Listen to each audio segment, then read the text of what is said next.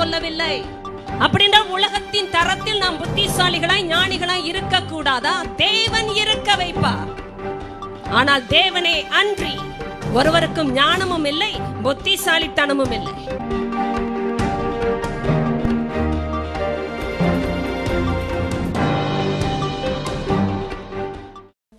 ஒன்று கொரிந்தியர் 3வது அதிகாரம் 11 கடைசி வசனங்கள் வரை நான் வாசிக்கிறேன். 11 23 வரை. போடப்பட்டிருக்கிற அஸ்திபாரமாகிய இயேசு கிறிஸ்துவை அல்லாமல் வேறே அஸ்திபாரத்தை போட ஒருவனாலும் கூடாது. ஒருவன் அந்த அஸ்திபாரத்தின் மேல் பொன், வெள்ளி, விலையேற பெற்ற கல், மரம், புல், வைக்கோல் ஆகிய இவைகளை கட்டினால் அவனவனுடைய வேலைப்பாடு வெளியாகும். நாளானது அதை விளங்க பண்ணும். ஏனெனில் அது அக்கினியினாலே வெளிப்படுத்தப்படும். அவனவனுடைய வேலைப்பாடு எத்தன்மையுள்ளது என்று அக்கினியானது பரிசோதிக்கும். அதன் மேல் ஒருவன் கட்டினது நிலைத்தால் அவன் கூலியை பெறுவான்.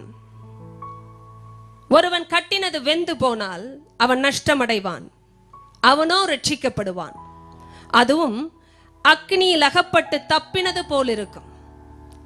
நீங்கள் தேவனுடைய ஆலயமாய் இருக்கிறீர்கள் என்றும் தேவனுடைய ஆவி உங்களில் வாசமாய் இருக்கிறார் என்றும் அறியாதிருக்கிறீர்களா? ஒருவன் தேவனுடைய ஆலயத்தை கெடுத்தால் அவனை தேவன் கெடுப்பா. தேவனுடைய ஆலயம் பரிசுத்தமாயிருக்கிறது, நீங்களே அந்த ஆலயம். ஒருவனும் தன்னைத்தான் வஞ்சியாதிருப்பானாக. இவ்வுலகத்திலே உங்களில் ஒருவன் தன்னை ஞானி என்று எண்ணினால் அவன் ஞானியாகும்படி பைத்தியக்காரனாக கடவன். இவ்வுலகத்தின் ஞானம் தேவனுக்கு முன்பாக பைத்தியமாயிருக்கிறது. அப்படியே ஞானிகளை அவர்களுடைய தந்திரத்தினாலே பிடிக்கிறார் என்றும் ஞானிகளுடைய சிந்தனைகள் வீணாய் இருக்கிறது என்று கர்த்தர் அறிந்திருக்கிறார் என்றும் எழுதியிருக்கிறது. இப்படி இருக்க ஒருவனும் மனுஷரை குறித்து மேன்மை பாராட்டாதிருப்பானாக. எல்லாம் உங்களுடையதே. பவுலாகிலும் அப்பல்லோவாகிலும் கேபாவாகிலும் உலகமாகிலும் ஜீவனாகிலும் மரணமாகிலும் நிகழ்காரியங்களாகிலும் வருங்காரியங்களாகிலும் எல்லாம் உங்களுடையது. நீங்கள் கிறிஸ்துவினுடையவர்கள், கிறிஸ்து தேவனுடையவர். எல்லாரும் ஒரு ஹல்லேலூயா சொல்லலாமா? ஆமென் என்று சொல்லலாமா? கரங்களை உயர்த்தி ஆமென். ஹல்லேலூயா. இந்த நாளிலும் தேவன் நம்மோடு தொடர்ந்து பேசக்கூடிய ஒரு முக்கிய குறிப்புக்குள்ளாக நான் செல்வதற்கு முன்பாக, ஆண்டவன் நம்மை ஆவிக்கேற்ற மாளிகையாகவும் அவருடைய வீடாகவும் கட்டி வருவதற்கு காரணம் அவரே நம்முடைய அஸ்திபாரம். தேவன் நம்முடைய அஸ்திபாரமாய் இருக்கிறபடியினால் கிறிஸ்துவை நம்முடைய நிலையான உறுதியான அஸ்திபாரமாய் கொடுத்து விட்டபடியினாலே நாம் கட்டுகிற கட்டடத்திற்கு அவர் முதலாளியாய் இருக்கிறபடியினாலே எத்தன்மையுள்ள கட்டடத்தை கட்ட வேண்டும் என்பதையும் அவரே நமக்கு சொல்லி தருகிறார். தேவன் சொல்லி தராததை செய்ய ஒரு நாளும் நாம் அழைக்கப்படவில்லை. தேவன் காட்டாததை கட்ட நாம் அழைக்கப்படவில்லை. இங்க இருக்கிற படிப்பறிந்தவரோ பேதையரோ, இருக்கிறவரோ இல்லாதவரோ, தேவன் உங்களுக்கு ஒன்றை காட்டாமல் கட்ட அழைக்கவில்லை. தேவன் எது எத்தன்மையுள்ளது என்பதை வேறு பிரிக்கவே சத்தியத்தை அனுப்புகிறார். சத்தியம் காரியங்களை வேறு பிரிக்கிறது. எது பொன், வெள்ளி, விலையேற பெற்ற கல் என்பதையும் எது மரம், வைக்கோல், புல் என்பதையும் வித்தியாசப்படுத்துவது வேதம். சத்தியத்தை அறிகிற ஒரு நிலைமையில் ஒரு தேவ பிள்ளை இருப்பதினால்தான் நாம் ஆவிக்கேற்ற மாளிகையாக கட்டப்பட்டு வருகிறோம் என்பதையும் அறிய முடிகிறது. இந்த உலகத்தில் இருக்கிற எதையும் பார்க்கிற எதையும் நாம் பெற்றிருக்கிறோமோ இல்லையோ அது முக்கியமில்லை. ஆனால் பரலோகத்தில் இருந்து கர்த்தர் கொடுக்கிற காரியங்களை பெற்றவர்கள் பரலோகத்தின் மேன்மைக்காக அழைக்கப்பட்டவர்கள் என்பதை அறிந்து கட்டுகிறார்கள். நான் சொல்வதை நன்றாய் கவனித்து கேளுங்கள். தேவன் நாளானது அதை விளங்க பண்ணும் என்று சொன்னதற்கு காரணம், அவர் குறிக்கிற நாளிலே அக்கினியானது பரிசோதிக்கும்படி வெளிப்படுத்தப்படும்.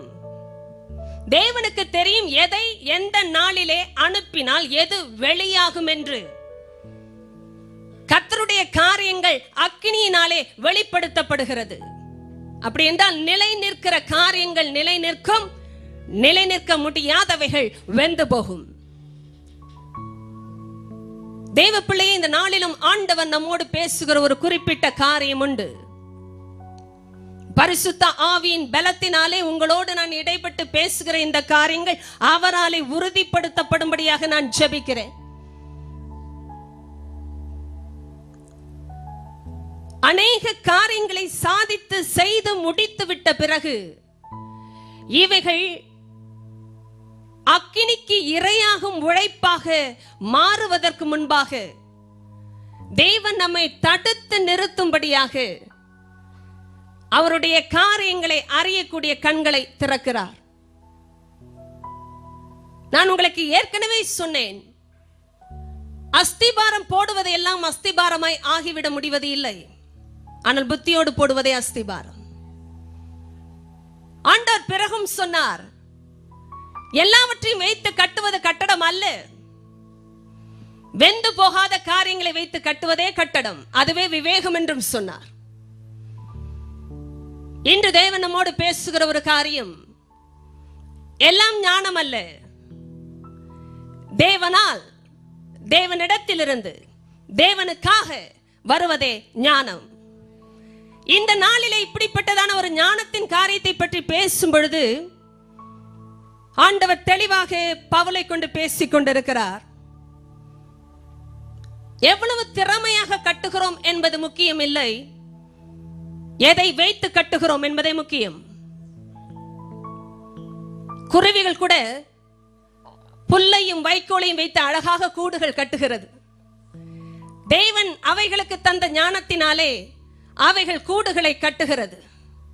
ஆனால் நீங்களும் நானும் கட்டுகிறது கூடு அல்ல, இது தேவனுடைய வீடு.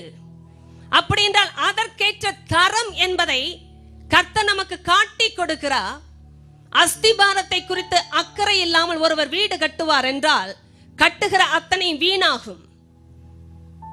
அதனால்தான் பவுல் சொல்லுகிறார், புத்தியுள்ள சிற்பாச்சாரியை போல நான் அஸ்திபாரம் போட்டேன். போட்ட காரியத்தை குறித்து எனக்கு ஒரு உறுதி உண்டு. ஏனென்றால் போட்ட விஷயம் இயேசு கிறிஸ்துவை பற்றினது, இயேசு கிறிஸ்துவாகவே இருப்பது. தேவப்பிள்ளை, இன்று நம்முடைய வாழ்க்கையிலே ஆண்டவர் வித்தியாசத்தை கொடுக்கிற அக்கினியை ஏன் தெரிந்து கொள்ளுகிறார் என்றால், அவருடைய தரத்தை மேன்மையை வெளிப்படுத்துவது அவர் அனுப்புகிற காரியத்தினால் தான் வெளிப்படுகிறது, நாம் நினைக்கிறபடி அல்ல. தேவன் சொல்லுகிற ஒரு முக்கிய குறிப்பு, ஒருவனும் தன்னைத்தானே வஞ்சியாதிருப்பானாக. நாம் மற்றவரை வஞ்சிப்பதற்கு முன்பாக நம்மை நாம் வஞ்சிப்பதை பிரதானமாக அறிந்து கொள்வது அவசியம். நம்மை நாம் வஞ்சிக்க இடம் கொடுக்காமல் இருப்பது பிரதானமான காரியம். நான் மற்றவர்களை வஞ்சிப்பதற்கு முன்பாக என்னை வஞ்சிக்கிற ஆளாய் மாறுகிறேன். கர்த்தர் நம்முடைய வாழ்க்கையை தான் ஆராய்ந்து பார்க்க சொல்லுகிறாரே ஒழிய மற்றவர்களை அளந்து பார்க்க சொல்லவில்லை. வீடு கட்டுகிறது அவருடைய வேலை. ஏனென்றால் போடப்பட்ட அஸ்திபாரம் இயேசு கிறிஸ்து. அப்படி என்றால் அவருக்கு மேலாக கட்டப்படுகிற காரியங்களை குறித்து நாம் கவனம் எடுப்பதை கர்த்தர் காண்பிக்கிறார். இந்த கவனம் சிதறும் பொழுது வஞ்சிக்கப்படுகிறோம். ஆண்டவர் சொல்லுகிறார், உலகத்தின் ஞானம் தேவனுக்கு முன்பாக பைத்தியமா இருக்கிறது. ஐயாமா கவனிங்க, எவ்வளவு திறமை உள்ளவர்கள் உலகத்தில் இருந்தாலும், படித்தவர்கள் உலகத்தில் இருந்தாலும், மேதைகள் உலகத்தில் இருந்தாலும், அந்த உலகத்தின் ஞானம் என்ற அந்த வார்த்தையை தேவன் பைத்தியமாக பார்க்கிறார். இன்று நீங்கள் நானும் கட்டுகிற இந்த கட்டடம் விலையேற பெற்றதாய் உருவாகிறதா என்பதற்கு ஒரு பரிசோதனை என்ன தெரியுமா? நான் தேவனுடைய ஞானத்தில் ஜீவிக்கிறேனா, இல்லை என்றால் உலக ஞானத்தில் ஓடுகிறேனா? கவனிக்க வேண்டும். பிரசங்கம் கூட உலக ஞானத்தில் செய்துவிட முடியும். பவுல் அதைத்தான் சொன்னார், கிறிஸ்துவின் சிலுவை வீணாய் போகாதபடிக்கு சாதுரிய ஞானத்தினாலே பிரசங்கிக்காமல் தேவனுடைய ஞானத்திலே பிரசங்கிக்கவே அவர் என்னை அனுப்பினார். ஏனென்றால் கிறிஸ்துவின் சிலுவை வீணாய் போகுமா? இது சாதுரிய ஞானத்தின் பிரசங்கம் அல்ல. கிறிஸ்துவின் சிலுவையை பற்றிய பிரசங்கம் சாதாரண பிரசங்கமாய் இருக்கலாம், பைத்தியமான பிரசங்கமாய் இருக்கலாம். ஆனால் விசுவாசிகளை ரட்சிப்பது தேவனுக்கு பிரியமாயிற்று.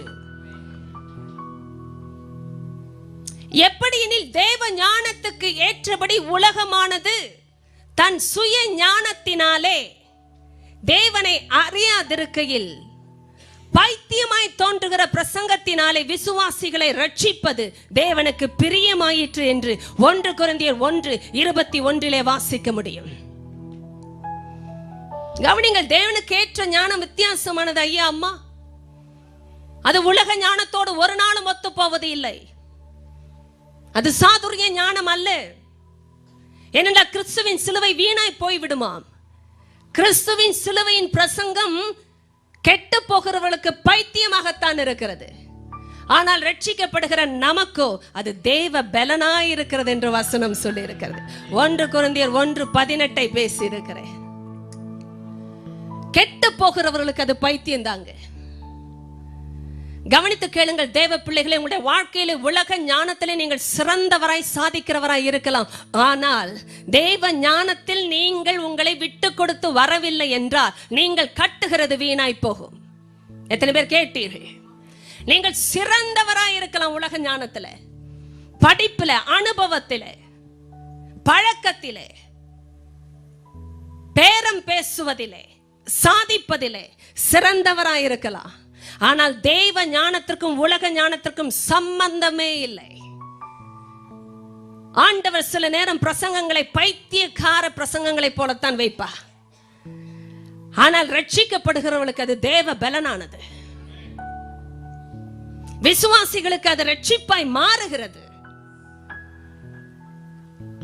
பவுல் சொல்லுகிறார், நீங்கள் உலகத்தின் தரத்தில் ஞானியாய் இருந்தால் தேவனுக்கு முன்பாக நீங்கள் உண்மையாகவே ஞானியாகும்படி பைத்தியக்காரர்களாக கடவீர்கள் என்கிறார். கவனித்து கேளுங்கள், உலக ஞானம் தேவனுக்கு விரோதமானது. ஏனென்றால் தேவன் அனந்த ஞானி. 1 கொரிந்தியர் 1 நான் வாசித்துக் கொண்டிருந்த பொழுது அநேக காரியங்கள், வல்லமையான வசனங்கள் நீங்கள் போய் வாசித்து பாருங்கள். ஏன் ஒரு மனிதனும் மேன்மை பாராட்டாதபடிக்கு நம்மை தெரிந்து கொண்டார் என்றும் சொல்லுகிறார். நீங்களும் நானும் தெரிந்து கொள்ளப்பட்ட விதமே உலக ஞானத்திற்கு விரோதமானது. அழைப்பின்படி அநேகர் ஞானிகள் இல்லை, வல்லவர்கள் அநேகர் இல்லை, உள்ளவர்கள் அநேகர் இல்லை, சாதித்தவர்கள் அநேகர் இல்லை. ஏனென்றால் அழைத்த விதமே அப்படித்தான்.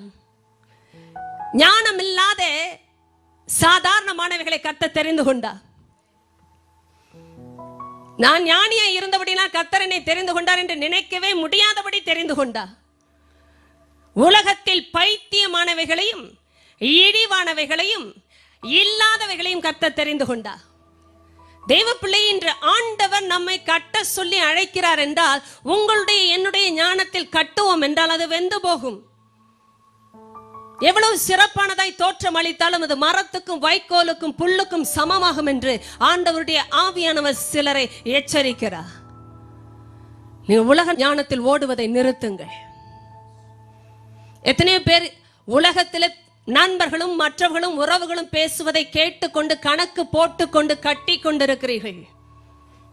கர்த்தர் சொல்லுகிறார், நான் உன்னுடைய அஸ்திபாரமாக இருக்கும் பட்சத்தில் என் மேல் உலக ஞானத்தோடு நீ எதையும் கட்டினால் நிலைத்திராதே என்று ஆண்டவர் சொல்லுகிறார்.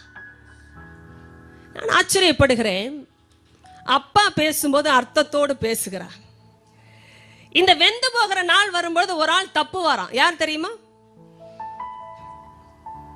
கட்டண ஆள். அதுவும் அக்கினியில் அகப்பட்டு தப்பினது போல இருக்கும். ஆண்டவர் சொல்லுவது போல இருக்கும் என்கிறார், ஒரு மனுஷனை போல இருக்கும் என்கிறார். அப்படின்ற அந்த லெவல்ல ஓடி வருவார் ஐயா அம்மா. ஆனால் அவனோ அக்கினியில் அகப்பட்டு தப்பினது போல தப்புவான். ஏன் தப்பினான் தெரியுமா? ஏன் தப்பினார்கள் தெரியுமா? அஸ்திபாரம் இயேசுவாய் இருந்ததினாலே. ஒரு நாள் இயேசுவே நீர் எனக்கு வேண்டும் என்று கேட்டபடியினாலே அவர் அஸ்திபாரமாய் மாறினார் அல்லவா? அதனால் அந்த ஆள் தப்பினார்கள். நீங்கள் நினைக்கலாம் போகிறதெல்லாம் போகட்டும், நான் தப்பனா போதும் நினைத்தீர்கள் என்றால் நீங்கள் இன்று கட்டுவதே வீணாயிற்றே. எதற்கு கட்டி கொண்டிருக்கிறீர்கள்? சபைக்கு வரலாம், சத்தியத்தை கேட்கலாம், பாடல்கள் பாடலாம், ஆண்டவரை அறிந்திருக்கிறேன் என்று சொல்லலாம். ஆனால் உலக அறிவிலே ஓடுகிற ஒருவருடைய வாழ்க்கை விருதாவான வாழ்க்கை. தேவன் இன்றைய நாளிலே காலையிலே இந்த ஓட்டத்தை நிறுத்தும்படியாக பேசிக் கொண்டிருக்கிறார். உலக ஞானத்தில் நீங்கள் தேவனை அறியவே இல்லை. ஏனென்றால் உலகமானது தன் சுய ஞானத்தினாலே தேவனை அறியாதிருக்கையில் என்று வேதம் சொல்லிவிட்டது. அறிய முடியாது. பைத்தியமாய் தோன்றுகிற பிரசங்கத்தினாலே சிலரை ரட்சித்தார் தேவன். ஏனென்றால் அவர்கள் விசுவாசித்தார்கள். தேவ பிள்ளையுடைய வாழ்க்கையில் இந்த விசுவாசத்தை துவக்கின அவருடைய ஞானம் உலகத்தின் ஞானத்தை விட அதிக ஞானம் உள்ளது. அதனால் தான் வசனம் பேசும்பொழுது நான் பிரமிக்கிறேன். இதே 1 கொரிந்தியர் 1:25 தேவனுடைய பைத்தியமானது உலகத்தின் ஞானத்திலும் அதிக ஞானம் உள்ளது, மனுஷ ஞானத்திலும் அதிக ஞானம் உள்ளது. தேவனுடைய பலவீனமானது மனுஷருடைய பலத்திலும் அதிக பலன் உள்ளது. ஹல்லேலூயா! எத்தனை பேருக்கு அது புரிகிறது? என்னை பார்த்து கொண்டே இருங்கள். அதனால் தான் பலவீனனும் தன்னை பலவான் என்று சொல்லிக் கொள்வானாக. 20:21 1 கொரிந்தியர் 3 நீங்கள் பார்த்து கொண்டிருங்கள். ஞானிகளுடைய சிந்தனைகள் வீணாய் இருக்கிறது என்று கர்த்தர் அறிந்திருக்கிறார் என்றும் எழுதியிருக்கிறது. ஞானிகளுடைய சிந்தனைகள் வீணாய் இருக்கிறது. ஞானிகளுடைய சிந்தனைகள் வீணாயிருக்கிறது. தேவ பிள்ளையை மறுபடியும் சொல்லுகிறேன், ஞானிகளுடைய சிந்தனைகள் வீணாயிருக்கிறது. ஞானிகளுடைய சிந்தனைகள், மதியினரின் சிந்தனைகள் என்று வேதம் சொல்லவில்லை. ஞானிகள், புத்திசாலிகள். அப்படின்னா உலகத்தின் தரத்தில் நாம் புத்திசாலிகளாய் ஞானிகளாய் இருக்க கூடாதா? தேவன் இருக்க வைப்பா. ஆனால் தேவனே அன்றி ஒருவருக்கும் ஞானமும் இல்லை, புத்திசாலித்தனமும் இல்லை. நீங்கள் கவனிக்கும் பொழுது அவருடைய ஆச்சரியம் இதுதான். 19 இவ்வுலகத்தின் ஞானம் தேவனுக்கு முன்பாக பைத்தியமாய் இருக்கிறது. அப்படியே ஞானிகளை அவர்களுடைய ஞானத்தினாலே பிடிக்கிறாராம், தந்திரத்தினாலே என்று வந்திருக்கிறது. அதை வாசிக்கலாமே. ஞானிகளை அவர்களுடைய, இது என்ன ஞானம் எப்பொழுது தந்திரமாய் மாறினது? தந்திரம் செய்வது நரியின் வேலை, ஞானியின் வேலை அல்லவே. என்னை பார்த்து கொண்டே இருங்கள். நீங்கள் ஆண்டவருடைய ஞானத்தில் ஜீவிக்கவில்லை என்றால் தந்திரம் தான் வரும். எவ்வளவு ஞானம் இருந்தாலும் தந்திரம் தான் செயல்படுகிறது. எத்தனை பேர் அந்த தந்திரக்காரனை புரிந்து கொள்ளுகிறீர்கள்? பழைய பாம்பு தந்திரமாய் செயல்பட்டவன் ஞானி. ஆனால் கவனிங்கள், என்று ஆண்டவரை விட்டு கீழே விழுகிறோமோ அன்று ஞானம் இருக்கிறதை போல் இருக்கலாம், ஆனால் தேவன் கொடுக்கிற ஞானத்தில் இருக்க முடியாது. ஞானத்தில் சிறந்தவனாய் படைக்கப்பட்ட கேரூப் என்று ஆண்டவர் அவருடைய ஸ்தானத்தில் இருந்த, மகிமையில் இருந்த அவனை கீழே தள்ளினாரோ அன்று அவன் ஞானத்திலிருந்து தள்ளப்பட்டான். கவனிங்கள், அதற்கு பிறகு செயல்படுகிற எதுவுமே தந்திரத்திற்குரிய ஞானம், தன்னலமுடைய ஞானம், தனக்காக இருக்க வைக்கிற ஞானம், தன்னையே பார்த்து ஓட வைக்கிற ஞானம், தள்ளி விடுகிற ஞானம். இவர்கள் பேசினார்கள் என்றால் நன்றாய் இருக்கிறவர்கள் விழுந்து விடுவார்கள். அநேக இப்படிப்பட்ட ஞானிகளை நம்பி ஓடிக்கொண்டிருக்கிறீர்கள். ஏவாளை நினைத்துக் கொள்ளுங்கள். அதனால் தான் வசனம் சொல்லுகிறது, ஒருவனும் தன்னைத்தானே வஞ்சியாதிருப்பானாக. நீங்கள் மற்றவர்கள் எப்படி இருக்கிறார்கள் என்பதை பார்ப்பதற்கு முன்பாக நம்மை நாமே பார்க்கும்படி வேதம் சொல்லுகிறது. இன்று வருகிற சத்தியம் எப்படியாவது அவர்களை தொட்டு அவர்கள் மாறுவதை நான் பார்க்க வேண்டும். முதலாவது உங்களை தொடுவதை நீங்கள் பார்க்க வேண்டும். நீங்கள் மாறுகிறதை அவர்கள் பார்க்க வேண்டும். எத்தனை பேர் அதை புரிந்து கொண்டீர்கள்? அவர்களும் ஜபித்துத்தான் வருகிறார்கள், இவர்கள் மாற வேண்டும். அதை என் கண்கள் பார்க்க வேண்டும். இப்போது பாடலை வேற போதகர் பாடிவிட்டார், என் கண்கள் அதை பார்க்கவும் இல்லை, காதுகள் அதை கேட்கவும் இல்லை. ஆண்டவரை இருதயத்தில் தோன்றாத காரியத்தை வெளிப்படுத்தவே பரிசுத்த ஆவியானவர் கொடுக்கப்பட்டிருக்கிறாரே. அப்படி என்றால் என்னுடைய சுய நிலைமை, ஆவிக்குரிய தன்மை, அடிப்படை வெளிப்பட வேண்டும் என்றால் பரிசுத்த ஆவியானவரால் செயல்படுகிற ஞானம் எனக்குள் கிரியை செய்ய வேண்டும். இல்லை என்றால் நான் என்னை பார்ப்பதற்கு பதிலாக மற்றவர்களை பார்த்து நிதானிக்க ஆரம்பிக்கிறேன். அது நியாய தீர்ப்பாகவே முடிகிறது. கர்த்தர் நம்மை நாமே சோதிக்கும்படி சொல்லுகிறார். அதனால் தான் பவுலை கொண்டு அவர் சொல்லும் பொழுது, நான் புத்தியுள்ள சிற்பாச்சாரியை போல அஸ்திபாரம் போட்டேன், ஆனால் அதன் மேல் அவன் கட்டுகிறான். இது அவரவருக்கு கொடுக்கப்பட்ட கிருபையின் அடிப்படையில் வருகிற காரியம். நான் ஏற்கனவே சொன்னது போல பொன் வெள்ளி விலையேற பெற்ற கல் என்ற காரியம் பிரச்சனை இல்லை. இது தரத்தின் காரியம், நிலைத்திருக்கிற காரியம். நான் செய்கிறது நிலைக்குமா? நான் ஓடி முடிக்கும் பொழுது என்னோடு கூட நான் செய்த கிரியைகள் பரலோகத்திற்கு கடந்து வர முடியுமா? அதைத்தான் கர்த்தர் இப்பொழுதே கவனித்து பார்க்க சொல்லுகிறார். ஏனென்றால் அவர் அனுப்புகிற பரிசோதனை பிரித்து பார்க்கும். தேவனுக்கு எதை அனுப்பினால் காரியங்கள் பிரிக்கப்படும் என்று நன்றாகவே தெரியும். எனக்கு சந்தோஷமான காரியம் அதுதான். கர்த்தர் ஞானி என்றால் மற்றவர்கள் அந்த ஞானத்திற்கு முன்பாக முழங்கால் படியிட்டு தேவனை தேவன் என்று சொல்லித்தான் ஆக வேண்டும். அக்கினியானது அதை பரிசோதிக்கும் என்றால் என்ன அர்த்தம்? ஒரு மனுஷனுடைய கிரியை கூட கர்த்தருடைய அக்கினி பரிசோதிக்கிறது. சிலது அக்கினியில் நிலைத்திருக்கும், சிலது வெந்து போகும் என்றால் அதன் அடிப்படை என்ன தெரியுமா? கர்த்தர் சரியாய் ஒரு காரியத்தை அந்த நாளிலே வெளிப்படுத்தும் பொழுது காரியங்கள் பிரிக்கப்படும். எனக்கு அது புரிய வேண்டும் என்றால் இன்றே புரிய வேண்டும் என்று கர்த்தர் எதிர்பார்க்கிறார். ஏன் இந்த பகுதிகளை தேவனுடைய ஆவியானவர் எழுதி வைக்க வேண்டும்? ஏன் நமக்கு இன்று பேச வேண்டும்? காரணம், அன்று நாம் நிலைத்திருக்கிற கனியோடு பரலோகம் செல்ல வேண்டும். அதற்காக தான் இன்று இடைப்பட்டு பேசுகிறார். ஞானிகளுடைய தந்திரம், ஞானிகளுடைய சிந்தனைகள் என்று இரண்டு காரியங்களை வேதம் சொல்லி இருக்கிறது. நீங்க யாரிடத்தில் உறவு வைத்திருக்கிறீர்கள், யாரிடத்தில் நெருங்கி பழகுகிறீர்கள் என்பதை ஆண்டவர் அறிவார். கவனித்து கேட்டுக்கொண்டே இருங்கள். சிலருடைய வாழ்க்கையில் இந்த சூழ்நிலையில் ஒரு தடை வரவில்லை என்றால் நீங்கள் முடிக்கிற உங்களுடைய பிரயாணம் விருதாவாய் போய்விடும் என்பதினாலே ஆண்டவர் எச்சரிக்கிறார். யாருடைய நட்புக்காக நீங்கள் ஏங்கி நெருங்கி பழகி அவருடைய வார்த்தைகளுக்காக தருணம் கொடுத்து வருகிறீர்கள் என்பதை ஆண்டவர் அறிவார். எந்த பேச்சுக்கு அதிக முக்கியத்துவம், எப்படிப்பட்ட நட்புக்கு அதிக முக்கியத்துவம், எப்படிப்பட்ட வார்த்தைகளுக்கு அதிக முக்கியத்துவம் என்பதை ஆண்டவர் எடுத்து காட்டுகிறார். நீங்களும் நானும் கொடுக்கிற முக்கியத்துவம் தேவனுடைய ஞானத்திற்குரிய பேச்சுக்கு இல்லை என்றால், என்னை கவனித்து கேட்டுக்கொண்டே இருங்கள், உலக பேச்சுக்கு இடம் வந்திருக்கிறது என்ற அர்த்தம். அவங்க உங்க பக்கத்து வீட்டு அம்மாவா இருக்கலாம், உங்களோடு வேலை செய்கிற நண்பரா இருக்கலாம், உங்க உறவுல ஒரு ஆளா இருப்பார், இல்லைன்றா இருப்பாங்க. சபையிலும் வந்து போகிற ஒரு சாதாரண விசுவாசியா இருக்கலாம், ஆனால் சத்தியத்தோடு சம்பந்தப்படாதவரா இருக்கலாம். எத்தனை பேர் கேட்டீர்கள்? அப்படிப்பட்டவர்களும் கூட்டத்தில் உண்டு. ஏனென்றால் வந்து போகவில்லை என்றால் இருதயம் குத்தும். வருகிற வாரம் கோயிலுக்கு போகவில்லையே,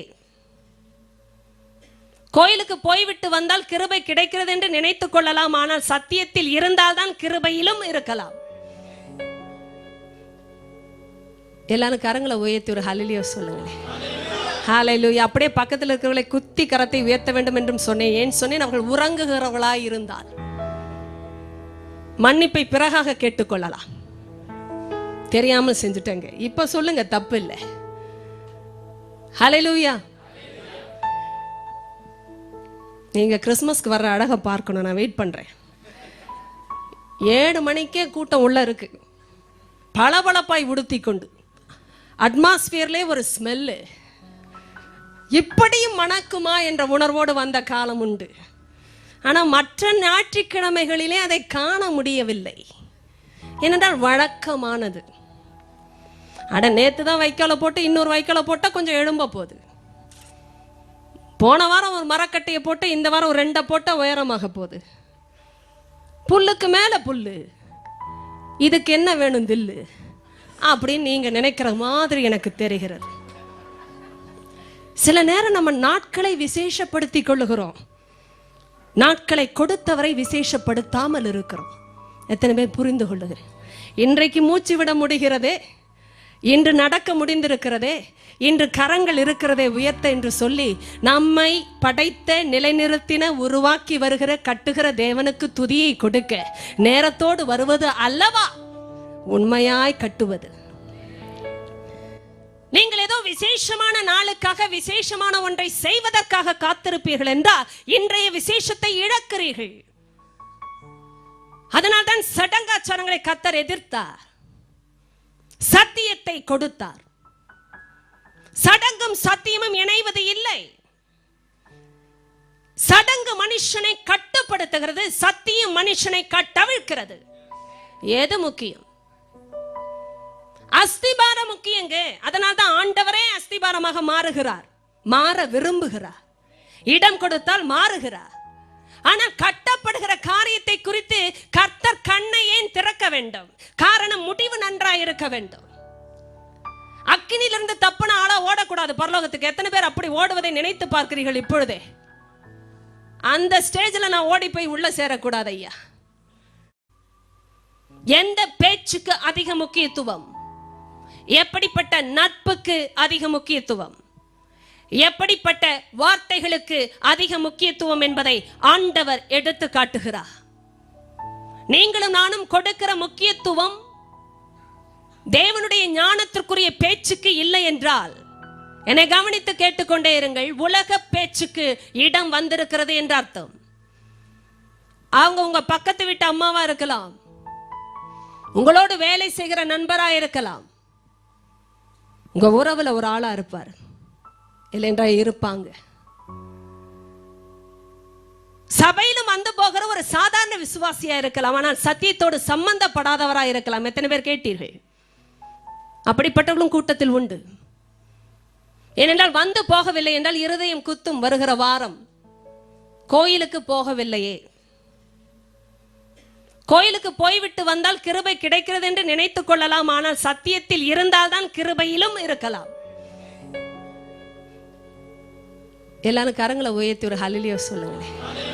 ஹல்லேலூயா. அப்படியே பக்கத்தில் இருக்கிறவர்களை குத்தி கரத்தை உயர்த்த வேண்டும் என்றும் சொன்னேன். ஏன் சொன்னேன்? அவர்கள் உறங்குகிறவர்களாய் இருந்தால் மன்னிப்பை பிறகாக கேட்டுக்கொள்ளலாம். தெரியாமல் செஞ்சுட்டேங்க, இப்ப சொல்லுங்க, தப்பு இல்லை. ஹல்லேலூயா. நீங்க கிறிஸ்மஸ்க்கு வர்ற அழகை பார்க்கணும். நான் வெயிட் பண்றேன். 7 மணிக்கே கூட்டம் உள்ள இருக்கு. பளபளப்பாய் உடுத்தி கொண்டு அட்மாஸ்பியர்லே ஒரு ஸ்மெல்லு. இப்படியும் மணக்குமா என்ற உணர்வோடு வந்த காலம் உண்டு. ஆனால் மற்ற ஞாயிற்றுக்கிழமைகளிலே அதை காண முடியவில்லை. ஏனென்றால் வழக்கமானது. அட நேற்று தான் வைக்கால போட்டு இன்னொரு வைக்கால போட்டால் கொஞ்சம் எழும்ப போகுது. போன வாரம் ஒரு மரக்கட்டையை போட்டு இந்த வாரம் ஒரு 2 போட்டால் உயரமாக போகுது. புல்லுக்கு மேலே புல்லு, இதுக்கு என்ன வேணும் தில்லு அப்படின்னு நீங்க நினைக்கிற மாதிரி எனக்கு தெரிகிறது. சில நேரம் நம்ம நாட்களை விசேஷப்படுத்தி கொள்ளுகிறோம், நாட்களை கொடுத்தவரை விசேஷப்படுத்தாமல் இருக்கிறோம். எத்தனை பேர் புரிந்து கொள்ளுகிறேன்? இன்றைக்கு மூச்சு விட முடிகிறதே, இன்று நடக்க முடிந்திருக்கிறதே, இன்று கரங்கள் இருக்கிறதே உயர்த்த என்று சொல்லி நம்மை படைத்த நிலைநிறுத்தின உருவாக்கி வருகிற கட்டுகிற தேவனுக்கு துதியை கொடுக்க நேரத்தோடு வருவது அல்லவா உண்மையாய் கட்டுவது. நீங்கள் ஏதோ விசேஷமான நாளுக்காக விசேஷமான ஒன்றை செய்வதற்காக காத்திருப்பீர்கள் என்றால் இன்றைய விசேஷத்தை இழக்கிறீர்கள். அதனால்தான் சடங்காச்சாரங்களை கர்த்தர் எதிர்த்தார், சத்தியத்தை கொடுத்தார். சடங்கும் சத்தியமும் இணைவது இல்லை. சடங்கு மனுஷனை கட்டுப்படுத்துகிறது, சத்தியம் மனுஷனை கட்டவிழ்க்கிறது. எது முக்கியம்? அஸ்திபாரம் முக்கியங்க. அதனால்தான் ஆண்டவரே அஸ்திபாரமாக மாறுகிறார், மாற விரும்புகிறார். இடம் கொடுத்தால் மாறுகிறார்.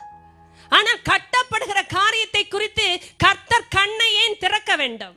காரணம், முடிவு நன்றாய் இருக்க வேண்டும். அக்கினியிலிருந்து தப்புன ஆளா ஓடக்கூடாது பரலோகத்துக்கு. எத்தனை பேர் அப்படி ஓடுவதை நினைத்து பார்க்கிறீர்கள் இப்பொழுதே? அந்த ஸ்டேஜ்ல நான் ஓடி போய் உள்ள சேரக்கூடாது ஐயா. கர்த்தர் கொடுத்ததோடு கம்பீரமாக நுழைய வேண்டும். அப்பா, எனக்கு கொடுத்த வாழ்நாட்களை சரியாக நான் கட்டி முடித்தேன். உலக ஞானத்தில் ஓடி முடிக்காமல் தேவ ஞானத்தோடு இணைந்து கொண்டேன். சில நேரம் நன்றாய் கவனிங்கள், ஆண்டவர் பேசுகிறதெல்லாம் சாதாரணமாகத்தான் இருக்கும். ஆனால் விசுவாசிக்கிற அவர்களுக்கு அது பலனாய் மாறுகிறது. என்ன, உலக ஞானத்தின்படி தேவன் செயல்பட வேண்டிய அவசியம் இல்லை.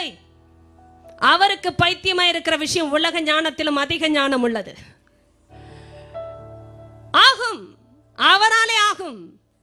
பலம் செய்ய முடியாததை, பராக்கிரமம் செய்ய முடியாததை அவர் செய்கிறார். அதனால்தான் அவருடைய ஞானத்தில் அவர் பெரியவர் என்பதையும் சாதிக்கிறார்.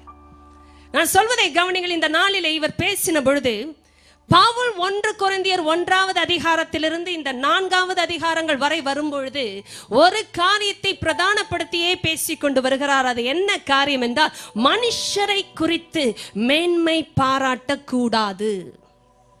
எத்தனை பேர் கேட்டீர்கள்? மனுஷரை குறித்து பெருமை பாராட்டக்கூடாது. அப்படி என்றால் என்னை குறித்தும் நான் பெருமை பாராட்ட, என் ஞானத்தை குறித்து பெருமை பாராட்டக்கூடாது, நான் சாதிக்கிறதை குறித்து பெருமை பாராட்டக்கூடாது. எனக்கு என்ற காரியங்களை வைத்து நான் மேன்மை பாராட்டக்கூடாது. பவுல் சொல்லுகிற ஒரு பிரதானமான காரியம், உங்கள் எல்லாருடைய பேச்சும் ஒரே பேச்சாக இருக்கணும்ன்றார். ஒரே விதமான பேச்சு, ஒரு இடத்திலும் பிரிவினைக்குரிய பேச்சு இருக்கக்கூடாது. ஏக மனது, ஏக யோசனை உண்டாயிருக்க வேண்டும். அவர் சொன்ன அதே காரியம் இதே அதிகாரத்தில் வந்திருக்கிறது. சிலர் அப்போலோவை சேர்ந்தவர்கள் என்றும், சிலர் பவுலை சேர்ந்தவர்கள் என்றும், சிலர் கேபாவை சேர்ந்தவர்கள் என்றும், சிலர் கிறிஸ்துவை சேர்ந்தவர்கள் என்றும் ஏன் பேசுகிறீர்கள்? மனுஷரை வைத்து நீங்கள் பெருமை எடுக்கக்கூடாது என்று ஆண்டவர் சொல்லுகிறார். ஏனென்றால் மனுஷரை வைத்து பெருமை எடுப்பது உலக ஞானம், கிறிஸ்துவை மட்டுமே சார்ந்திருப்பது தேவ ஞானம். நன்றை கவனிக்க வேண்டும். அதனால்தான் மாம்சம் ஒன்றுக்கும் உதவாது. எவ்வளவு பராக்கிரமம் உள்ள, தைரியம் உள்ள, பலனுள்ள மாம்சத்தில் எதை செய்தாலும் தேவனை சார்ந்து கொள்ளாமல், நான் சொல்வதை கவனிங்கள், தேவனை சார்ந்து கொள்ளாமல் செய்கிற எதுவும் ஒன்றுக்கும் உதவாது. புல்லை விட வைக்கோல் தப்பிற்றா? புல்லை விட வைக்கோல் பெரியதா சிறியதா என்றுதான் பார்த்தோம் ஒரு ஓமை. மூங்கிலுடைய விதையா, களையின் விதையா? புல்லை விட வைக்கோல் பெரியதா சிறியதா? வைக்கோலை விட மரம் பெரியதா சிறியதா? புல் வெந்து போன இடத்தில் வைக்கோல் தப்பி இருக்க வேண்டும், வைக்கோல் வெந்து போன இடத்தில் மரம் தப்பி இருக்க வேண்டும். கவனித்து கேளுங்க, அவரை விட நான் வசதி. சரியா இன்வெஸ்ட் பண்ணியிருந்தா இன்னைக்கெல்லாம் எவ்வளவு கோடி ரூபாய் எடுத்திருக்கலாம்ல. சரியில்லையா நீ வியாபாரத்தில்னு சொல்லலாம் இன்னொரு ஆள். இவன் ஞானி அவரை விட. கேட்டீங்களா? நான் போட்ட இடத்துல உன்னை என்னைக்கோ போட சொன்னேன், கேட்டியா? உள்ளதையும் இழந்துட்டு உட்கார்ந்து இருக்கிறேன். இவர் இழக்க போறான்னு இவருக்கு தெரியல. ஞானங்களிலே கம்பேரிசன். சில பேர் நினைத்துக் கொள்கிறோம், நாலாம் மரம், உரமான வாழ்க்கைன்னு வாங்கல்ல, அதுதான் மரத்தோட வாழ்க்கை. உரமா இருக்கிறாங்க, அவங்கள போல உரமான ஒரு ஆள் உலகத்திலே கிடையாது. அப்படின்னா என்ன அர்த்தம் தெரியுமா? திடமான ஆள், அசைக்கப்பட முடியாத ஆள் உலகத்தில் கிடையாது. எத்தனை பேர் சாதித்து முடிவிலே மாயை என்று சொல்லியிருக்கிறார்கள். அக்கினிக்கு இரையாக உழைத்தேன் என்று சொல்லியிருக்கிறார்கள். குடும்பத்தை இழந்து, உறவுகளை இழந்து, சந்தோஷமாய் சிரிக்க வேண்டிய நாட்களை இழந்து சேர்த்து வைத்து அழித்தவர்கள் எத்தனை பேர்? தேவப்பிள்ளையை கர்த்தர் சொல்லும் பொழுது அதுதான் உண்மையான ஞானம். இன்று நம்மை அவருக்குள் அனுபவிக்க வைக்கிற ஞானம். நீங்களும் நானும் ஓடுகிறது உலக ஞானத்தில் இருக்கும் என்றால் உதவாமல் போகும் என்று ஆண்டவர் சொல்லிக் கொண்டிருக்கிறார். உங்களுடைய நட்புகளை ஆராய்ந்து பாருங்கள். இதை சொன்ன பிறகுதான் ஆண்டவர் முக்கியமான ஒரு குறிப்பை இந்த நாளில் நான் சொல்லி முடிக்கிறேன். 2 தீமோத்தி, ஏனென்றால் அந்த பகுதியில் தான் நம்மை ஆரம்பிக்க வைத்தார். 2 தீமோத்தி chapter 2 22 நான் வாசிக்க விரும்புகிறேன். ஆனால் 22 மாத்திரம் நான் சொல்லுகிறேன். என்று அன்றியும் பாலியத்திற்குரிய இச்சைகளுக்கு நீ விலகியோடி சுத்த இருதயத்தோடே கர்த்தரை தொழுது கொள்ளுகிறவர்களுடனே நீதியையும் விசுவாசத்தையும் அன்பையும் சமாதானத்தையும் அடையும்படி நாடு. சில விஷயத்தை விட்டு விலகியோடி சில விஷயத்தை அடையும்படி நாடுவது என்பது சுய முடிவு. என்று பிரசங்கிக்கிற இந்த சத்தியத்தை நான் ஒரு கட்டளையாக தேவன் கொடுத்திருக்கிறதை நான் சொன்னாலும், இந்த கட்டளையை பின்பற்றக்கூடிய ஒரு இருதயம் யாருக்கு வரும் என்றால், தேவனுடைய கனத்துக்குரிய நிலைத்திருக்கக்கூடிய நிலையான ஒரு பதிலை எதிர்பார்க்கிறவர்களுக்குத்தான் வரும். எல்லாருக்கும் இல்லை. நான் அதான் சொன்னேன், சிலருக்கு சிலருடைய வாழ்க்கை பிரதானமானது, முக்கியமானது. வேலை, சேர்த்து வைக்கிற காரியங்கள், உறவுகள், பேச்சுகள், சாதனைகள், இவைகளெல்லாம் சிலருக்கு பிரதானமானவைகளை தெரிவதற்கு காரணம் அவர்கள் தேவனுக்குரிய காரியத்தின் கனத்தை அறியாமல் இருக்கிறார்கள். அறிந்தாலும் பெற்றுக்கொள்ள விரும்பாமல் இருக்கிறார்கள். 2 கூட்டத்தார் உண்டு. அறிந்தவர்கள்தான், ஆனால் பெற்றுக்கொள்ள விருப்பமில்லை. இன்னொருவர்கள் அறியாதவர்கள். நீங்கள் சில காரியத்தை விட்டு சில காரியத்தை அடையும்படி நாடுவதற்கு ஒரு காரணம் வேண்டும். அந்த காரணத்தை ஆண்டவரை சொன்னார். நீ ஒரு கனவீனமான பாத்திரமாய் இருந்து முடிய விரும்பினால் அது உன் விருப்பம். ஆனால் நீ கனத்துக்குரிய பாத்திரமாய் மாற விரும்புவாய் என்றால் அதற்கும் ஆண்டவர் ஒரு வழியை ஏற்படுத்துகிறார். இது 2க்கும் கர்த்தர் நமக்கு சுய முடிவுகளை தருகிறார். அநேகர் மரமாய் மண்ணாய் இருக்கும் பொழுது நான் ஏன் பொன்னாய் வெள்ளியாய் மாற வேண்டும்? எத்தனை பேர் கேட்டீர்கள்? உங்கள் வீட்டிலே சேர்த்து வைக்கிற சொத்து என்று வரும்பொழுது மரம், வைக்கோல், புல்லை சேர்ப்பது இல்லையே. பார்த்து பார்த்து சேர்க்க விரும்புகிறீர்கள். பொன்னையும் வெள்ளியும் விலையேற பெற்ற கல்லையும். வெறும் கல்லை யாராவது சேர்த்தீர்களா? நான் கேட்பது பொக்கிஷமாக. உங்க பீரோவில் எத்தனை பேர் பெட்டியில கல்லை சேர்த்து வைத்திருக்கிறீர்கள்? யோசிக்கவே நமக்கு இதெல்லாம் ஞானமா? என் வீட்டுக்கு வருகிற வேலைக்காரமா சொன்னாங்க, நான் அந்த பழைய பொண்ணை உங்க கையில வச்சுட்டு போவேன்ல, ஏன்னா எங்க வீட்டில் வச்சா எதுவும் தொலையாதுன்னு தெரியும். சில பேர் கண்ணில் பட்டாலே தொலையும் அப்படின்னு பார்ப்பாங்க, பஸ்மம் ஆயிடும், எப்படின்னே தெரியாது. அவ்வளோ ஒரு நல்ல ஆவி. எங்க வீட்டில் அவள் டப்பாவில் வச்சுட்டு போயிட்டே இருப்பா. எனக்கு மறுநாள் பார்த்தா தான் தெரியும் ஏதோ எக்ஸ்ட்ரா டப்பா உட்காந்துருக்கேன்னு பார்த்தா ஒரு தங்கம் நகைகளாய் உட்காந்துருக்கும். அம்மா வச்சுக்கோன்னு போயிட்டு வா, ஏன்னா நான் போட மாட்டேன்ற ஒரு பெரிய தைரியம். அவள் சொன்னா, நான் இதை மாற்றி விட்டேன். எங்கம்மா அந்த தங்கத்தை காணோம்? மாற்றி விட்டேன். ஏன் மாற்றினாய்? அந்த ஃபேஷன் மாறுது இல்ல. தங்கத்தை சேர்க்கிறதுனா எவ்வளவு சிரத்தையாய் ஜாக்கிரதையாய் முயற்சி எடுத்து முன்னேறுகிற ஞானத்தை பயன்படுத்தி சேர்க்கிறார்கள். காரணம் அப்படி சேர்க்கவில்லை என்றால் ஞானம் இல்லை. இன்றைக்கு ஆண்டவர் சொல்லுகிறார், ஒரு கனத்துக்குரிய விஷயம், கனவீனத்திற்குரிய விஷயத்தை பிரிப்பதே எது தெரியுமா? முடிவுகள். எத்தனை பேர் கேட்டீர்கள்? முடிவுகள். என்ன பாருங்க, நீங்க எந்த ஸ்டேஜ்ல, எந்த நபராய், எந்த பின்னணியத்திலிருந்து வந்திருந்து, எத்தனை வருஷ கிறிஸ்தவ வாழ்க்கையிலே வேத அறிவிலே இருந்து கொண்டிருந்தாலும், முடிவுகள் என்று வரும்பொழுது இன்று சரியா எடுத்தாலும் நாளை தினத்திலே நல்லது நடக்கும். இது ஒரு தீர்க்க தரிசனம். இப்ப எடுக்கிற முடிவு சரியா இருந்தா நாளை தினத்திலே அஸ்திபாரத்தின் மேல் கட்டப்படுவது நலமாய் இருக்கும், நிலைத்திருப்பதா இருக்கும். ஆனால் முடிவுகள் நீங்கள் எடுக்கிற இடத்தில் இன்னொருவர் எடுக்க முடியாது. பிள்ளைக்காக தகப்பன் எடுக்க முடியாது, பெற்றோருக்காக பிள்ளையும் எடுக்க முடியாது, கணவருக்காக மனைவி இல்லை, மனைவிக்காக கணவரும் இல்லை, சகோதரிகளுக்காக சகோதரன் எடுக்க முடியாது. இந்த முடிவு தனிப்பட்ட முடிவு. என்னை பார்த்து கொண்டே இருங்கள், இன்னொரு 10 நிமிடத்தில் நான் முடிப்பேன். ஆனால் இந்த சத்தியத்தை கேட்ட நீங்கள் எதை பிடித்துக் கொள்ள போகிறீர்கள் என்பது உங்களுடைய சொந்த முடிவு.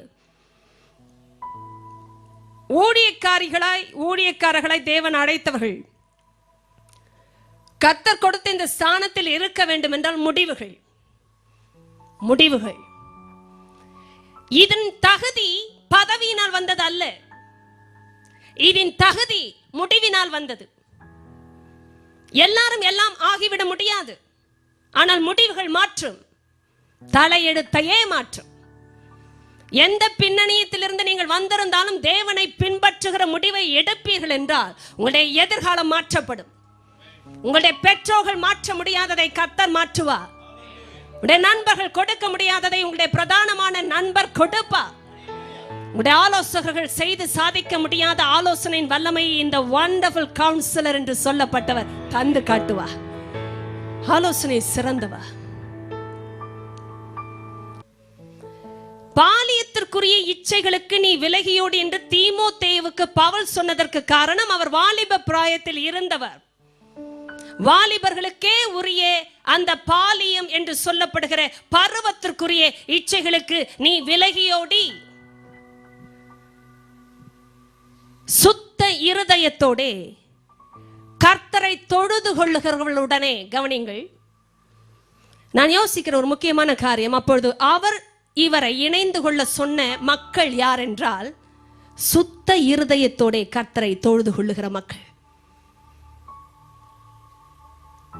நீங்க சொல்லலாம், நான் தேடி பிடிக்கிற பக்திக்கு உரிய ஒரு பக்திமானை சபையில் காண முடியவில்லை என்று. ஆனால் கர்த்தர் சுத்த இருதயத்தோட கர்த்தரை தொழுது கொள்ளுகிறவர்களை சபையில் வைத்திருக்கிறார். அதை காணுவது ஆவிக்குரிய கண்கள்.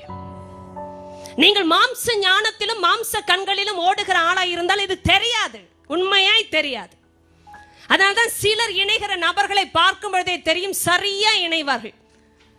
இவர் மாம்சத்தில் ஜீவிக்க விரும்பினால் மாம்சத்தில் ஓடுகிற ஒரு ஆளோடு இருப்பார், அதுதான் இணையும். இவர் உலக ஞானத்தில் ஓடுகிற நபராய் இருந்தால் உலக ஞானத்தில் சிறந்த ஒருவரோடு தான் இணைந்து கொள்ளுவார், ஏனென்றால் அதுதான் இணையும். கர்த்தர் எதில் இருந்து ஓடி எதை நாட வேண்டும் என்பதை பேசிக் கொண்டிருக்கிறார்.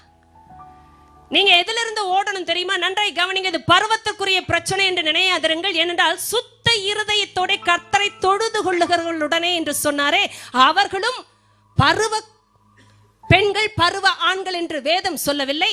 சுத்த இருதயத்தோட தொழுது கொள்ளுகிற ஜனம் எந்த வயதினராய் கூட இருக்கலாம். வாலிப பிள்ளையை நீங்கள் இன்னொரு வாலிப பிள்ளையோடு இணைய முடியாத பரிசுத்தம் இல்லாத சூழ்நிலை இருக்கும் என்றால் பரிசுத்தத்தில் ஜீவிக்கிற ஒரு பெரியவரோடு இணைந்து ஜெபிக்கலாமே. நானும் 20-40 ரேஞ்சில் இருக்கிற மக்களோட இணைஞ்சு ஜெபிச்சிருக்கிறேன். அப்படின்னா என்ன அர்த்தம் தெரியுமா? என்னுடைய லேட் 20ஸ்ல இருக்கும்போது லேட் 50ஸ்ல இருந்தவங்களோடு சேர்ந்து ஜெபித்திருக்கிறேன், லேட் 70ஸ்ல இருந்தவங்களோடு சேர்ந்து ஜெபித்திருக்கிறேன். ஏனென்றால் சுத்த இருதயத்தை நான் அவர்களுக்குள் பார்த்தேன். வயது முக்கியம் இல்லை, எதை விட்டு நான் ஓடி எதை அடையும்படி நாட வேண்டும் என்பதை ஆண்டவர் சொல்லும் பொழுது அந்த போக்கஸ் எனக்கு கொடுக்கிறாருங்க. This is about the focus today.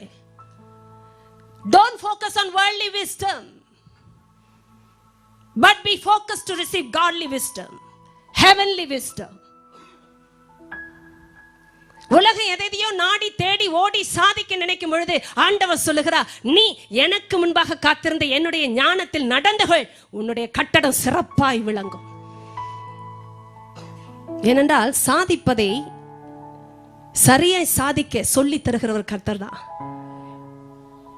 இங்க பாருங்கள் இந்த விஷயத்தை. எதை நான் மனதில் வைத்துக்கொண்டு இவர்களை தேட வேண்டும் தெரியுமா? நீதியையும் விசுவாசத்தையும் அன்பையும் சமாதானத்தையும் அடையும்படி நாடு. ஹல்லேலூயா. எத்தனை பேர் புரிந்து கொள்ளுகிறீர்கள்? புரிந்து கொண்டவர்கள் ஹல்லேலூயா சொல்லுங்க. அப்ப எல்லாருமே ஹல்லேலூயா சொல்லுங்க. புரியாதவர்கள் கூட ஹல்லேலூயா சொல்லுவார்கள். என்னை பார்த்து கொண்டிருங்கள். நான் ஒரு ஜெபத்துக்கு போகும்பொழுது, ஒரு நபரோடு சேர்ந்து ஜெபிக்க நினைக்கும் பொழுது எதை மனதில் வைத்து போகிறேன் தெரியுமா? ஆண்டவருடைய நீதியை. இரண்டாவது, நான் விசுவாசத்தில் நிலைத்திருக்கும்படியா எந்த சோதனை வந்தாலும், எப்படிப்பட்ட காரியங்கள் சுற்றி வந்தாலும், அவர்கள் விசுவாசத்தில் நிலைத்திருந்து சுத்தத்தை காத்துக்கொள்ள முடியும் என்றால் நானும் அந்த விசுவாசத்தை பற்றி கொள்ளும்படி நாடுகிறேன். மூன்றாவது, அன்பை நாடுகிறேன். அன்பை நாடுவது என்றால் உலக ஞானத்தின்படி வேறு. ஃப்ரெண்ட்ஷிப்பை நாடுவது, காதலை நாடுவது, அன்பை நாடுகிற காரியங்கள் அப்படி என்றால் ஆதாயத்திற்காக தேடுவது. தேவனுடைய அன்பை நாடுகிற ஒரு பிள்ளைக்கு சமாதானத்தையும் கர்த்தர் கொடுக்க போகிறார். நீங்க நீதியே, விசுவாசத்தை, அன்பையும் சமாதானத்தையும் நாடும்படி ஒரு ஃபோக்கஸை வைத்துக்கொண்டு ஒரு பிரேயர்ல போய் ஒரு நீதிமானோடு இணைந்து ஜெபிப்பீர்கள் என்றால் கர்த்தர் உங்களை கனத்துக்குரிய பாத்திரமாக மாற்றுகிறார். யாருக்கும் டெஸ்ட் இல்லாம இல்லை. நன்றாய் கவனிங்க. யாருக்கும் பாலியத்திற்குரிய இச்சைகள் வராமல் இல்லை. நான் சொன்னேன், இது பருவத்திற்குரிய பிரச்சனை மாத்திரம் இல்லை, இது எந்த பருவத்திலும் இருக்கிறவர்கள் அடைகிற பிரச்சனை. திருமணமானவர்களுக்கு மாத்திரம் இல்லை, திருமணமாகாதவர்களுக்கு மாத்திரம் இல்லை, இது வயதானவர்களுக்கும் வருகிற பிரச்சனை. ஆனால் ஆண்டவர் சொல்லுகிறார், இது முடிவு. வருகிறது, பிரச்சனை இருக்கிறது என்று சொல்லிக்கொண்டு நீங்கள் பிரியாமலேயே இருந்தீர்கள் என்றால், உலகத்திற்கும் தேவனுக்கும் இடையில் ஒரு பிரிவினையை உண்டாக்க அனுமதிக்காமல் இருப்பீர்கள் என்றால், தேவன் சொல்லுகிறார், நீங்கள் கனத்துக்குரிய பாத்திரமாய் மாற முடியாது. இந்த எத்தனை பேர் சொல்ல முடியும்? உங்களுடைய வாழ்க்கையில சபையில் எத்தனையோ பேர் வந்து போய் கொண்டிருக்கிறீர்கள். யாராவது ஒரு இருதயத்தில் சுத்தமுள்ள நீதிமானை கண்டுபிடித்தீர்களா? கண்டுபிடித்தீர்களா? உங்களை கரங்களை உயர்த்துங்கள் என்று சொல்லவே மாட்டேன். ஊழியத்தில் இருக்கிற நாங்கள் ஐக்கியத்தில் இருக்கிறோம். நன்றாய் கவனிங்க. ஐக்கியத்தில் இருக்கிறோம். ஒரு ஆளும் இரண்டு பேரும் கூடி சேர்ந்து ஜெபிக்கிற நபர்கள் இந்த சபையில உண்டு. ஒப்பு கொடுத்து தாழ்த்தி பிரித்து தேவன் முன்பாக கேட்கிற கெஞ்சுகிற அனுபவம் உண்டு. நான் பேசுவது சண்டே ஆராதனை அல்ல. வேத பாடக வகுப்புக்கு வருகிற கூட்டத்தில் ஒருவராய் இருக்கிறீர்களா? அதை பேசவில்லை. தனிப்பட்ட நிலைமையில சுத்த இருதயத்தோடு இருக்கிற ஒரு நண்பர் சபையில உங்களுக்கு உண்டா? தோழி உங்களுக்கு உண்டா? அவர்களோட சேர்ந்து ஜெபிக்கும் போது உங்க கவனம் எல்லாம் நீதியும் விசுவாசமும் அன்பும் சமாதானம் எனக்கு வேணும் ஆண்டவரே. தேவனுடைய நீதி எங்களுக்குள்ள வேணும். தேவன் கொடுக்கிற விசுவாசத்தில் நாங்கள் நிலைத்திருக்கணும். அன்பும் சமாதானம் எங்க வாழ்க்கையை ஆளுகை செய்யணும்ப்பா அப்படின்னு கேட்கிற ஒரு உள்ள இருந்தா கர்த்தர் சொல்லுங்க, கனத்துக்குரிய பாத்திரமாய் உன்னை நான் மாற்றுவேன். ஞானியோடு நடக்கிறவன் தான் ஞானியா மாறுகிறான். ஞானியோடு சஞ்சரிக்காதவர்கள் ஞானியாய் மாறுவது இல்லை. உங்களுக்குன்னு ஒரு நண்பர், ஒரு தோழியை கண்டுபிடிங்க. சுத்த இருதயத்தோடு அவங்க இருக்கிறவங்க இந்த சபையில உண்டு. ஆனால் கண்டுபிடிக்கிற கண்கள் கர்த்தர் கொடுக்கிறார். நீங்க ஓடிக்கொண்டே இருங்கள், ஆனால் தேவ ஞானத்தில் இல்லை என்றால் உங்களுடைய ஓட்டம் நிறுத்தப்படுவது மாத்திரமல்ல, உங்களுடைய சம்பாத்தியம், உங்களுடைய சாதனைகள் எல்லாம் வீணாய் மாறும். தேவன் இதை எச்சரிப்பாக இந்த நாளிலே பேசிக் கொண்டிருக்கிறார். அப்பா, கடைசியாக ஒரே ஒரு வசனத்துக்கு நாம் ஒப்பு கொடுக்க போகிறோம். அந்த இயேசு கிறிஸ்துவுக்கு உட்பட்ட என்னுடைய வாழ்க்கை, அவரால் வந்த ஞானத்தின் வாழ்க்கை, பரிசுத்தத்தின் வாழ்க்கை, நீதியின் வாழ்க்கை. ஹல்லேலூயா. எத்தனை பேர் 1 கொரிந்தியர் 1 திரும்பி வாருங்கள், எழுந்து நில்லுங்கள். தேவனுடைய சமூகத்தில் இந்த வசனத்தை வாசிக்கிற வேளையிலே என்னை பாருங்கள். நிறைய நேரம் பிரசங்கத்தை முடித்து விரைவாக ஜெபித்து விட்டு போய்விடலாம், உண்மைதான். 5-10 நிமிடங்கள் எதையாவது சொல்லிவிட்டு போய்விடலாம், உண்மைதான். பல வருடங்களுக்கு முன்பாக இந்த ஊருக்கு நான் வந்த பொழுது ஒரு தலைமை போதகர் அந்த சபையிலே சாதாரணமாக ஒரு வார்த்தையை சொன்னார். உங்களுக்கு ஒரு பிரேயர் பார்ட்னர் இல்லைன்னா இன்னைக்கு ஒரு பிரேயர் பார்ட்னர்கிட்ட போய் பேசுங்க, கண்டுபிடித்து பேசுங்கன்னு சொல்லிட்டு விட்டுட்டார். எனக்குள்ள அவ்வளவு தாகம் வாஞ்சி இன்னொரு ஆளோடு சேர்ந்து ஜெபிக்க வேண்டும் என்று. அன்று என்னை தேடி வந்தவர்கள் யார் தெரியுமா? முதலாவது ஸ்டெப் எடுத்து 70 வயசுக்கு மேல இருந்த ஒரு அம்மா, I want to be a prayer partner சொன்னாங்க. I said yes. அவங்க ஒரு தீர்க்கதரிசின்னு எனக்கு தெரியாது, அவங்க தேவனோடு பல வருடங்கள் சஞ்சரித்த ஒரு மூதாட்டி என்றெல்லாம் எனக்கு தெரியாது. ஆனால் அவருடைய தாகத்தை நான் பார்த்தேன். 30 வயசு கூட டச் ஆகாம இருந்த என்கிட்ட வந்து I want to be a prayer partner சொன்னாங்க. நீங்க நம்ப மாட்டீங்க, அவங்களோட சேர்ந்து ஜெபித்த நாட்களின் வருடங்களை நான் மறக்க முடியாது. எத்தனை காரியங்கள் பரிமாற்றம் செய்யப்பட்டது என்று, எத்தனை காரியங்களுக்கு அஸ்திபாரம் போடப்பட்டது என்று உங்களுக்கு தெரியாது, பரலோகத்துக்கு மட்டுமே தெரியும். தேவ பிள்ளையை உங்களை நேசித்து சுத்த இருதயத்தோடு உங்களோடு இணைந்து ஜெபிக்கிற ஒரு நபரை நீங்கள் உடையவர்களாய் இன்று தீர்மானித்து இந்த சபை விட்டு போனால் என்னுடைய பிரசங்கத்தின் தீர்மானம் முடிந்தது. இந்த வசனத்தை வாசிக்கலாம். 1 கொரிந்தியர் 1 கடைசி 2 வசனங்கள், இல்லை என்றால் கடைசி 3 வசனங்கள். எல்லாரும் வாசிங்கள். மாம்சமான எவனும் தேவனுக்கு முன்பாக பெருமை பாராட்டாதபடிக்கு அப்படி செய்தார். அந்தபடி நீங்கள் அவராலே கிறிஸ்து இயேசுவுக்கு உட்பட்டிருக்கிறீர்கள். எழுதியிருக்கிறபடி மேன்மை பாராட்டுகிறவன் கர்த்தரை குறித்தே மேன்மை பாராட்டத்தக்கதாக அவரே தேவனால் நமக்கு ஞானமும் நீதியும் பரிசுத்தமும் மீட்புமான. ஹல்லேலூயா சொல்ல முடியுமா? பைபிளை கீழே வச்சுட்டு ஆண்டவருக்கு ஒரு கரந்தட்டுதலை கொடுக்கலாமா? எனக்கு ஞானமும் நீதியும் பரிசுத்தமும் மீட்புமானவரே உமக்கு நன்றி ஐயா. ஹல்லேலூயா.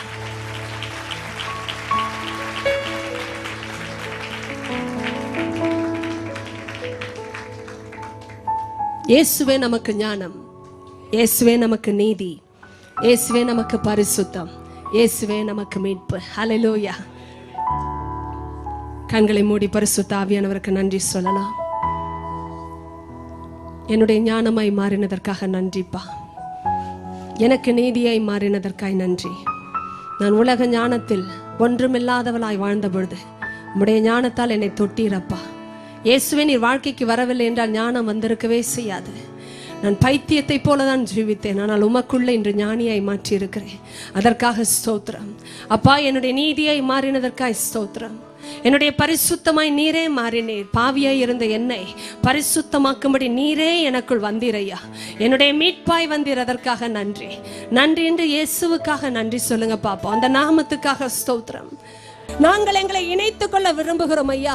விசுவாசத்தையும் நீதியும் அன்பையும் சமாதானத்தையும் அடையும்படி நாங்கள் நாட விரும்புகிறோம். இயேசுவின் நாமத்தில் இந்த காலை வேளையிலே அப்படிப்பட்ட நிலைமையிலே யாராவது விரும்பி இந்த ஜெபத்தை செய்வார்கள் என்றால் ஒரு வழி நடத்துதல் உண்டாவதாக.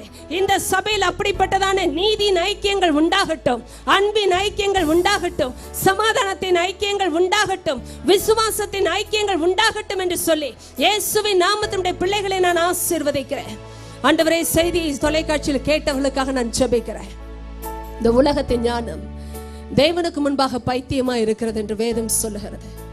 ஞானிகளை அவருடைய தந்திரத்தினாலே அவர் பிடிக்கிறார் என்றும், ஞானிகளுடைய ஞானம் பைத்தியமா இருக்கிறது என்றும் அவர் சொல்லுகிறபடினாலே இந்த உலகத்தின் ஞானத்தை விட்டு அப்பா நீங்க சொல்லுகிற வார்த்தை ஞானத்திற்கு நான் வருகிறேன். ஏனென்றால் என்னுடைய வாழ்க்கை வீணாய் போய்விடக் கூடாது.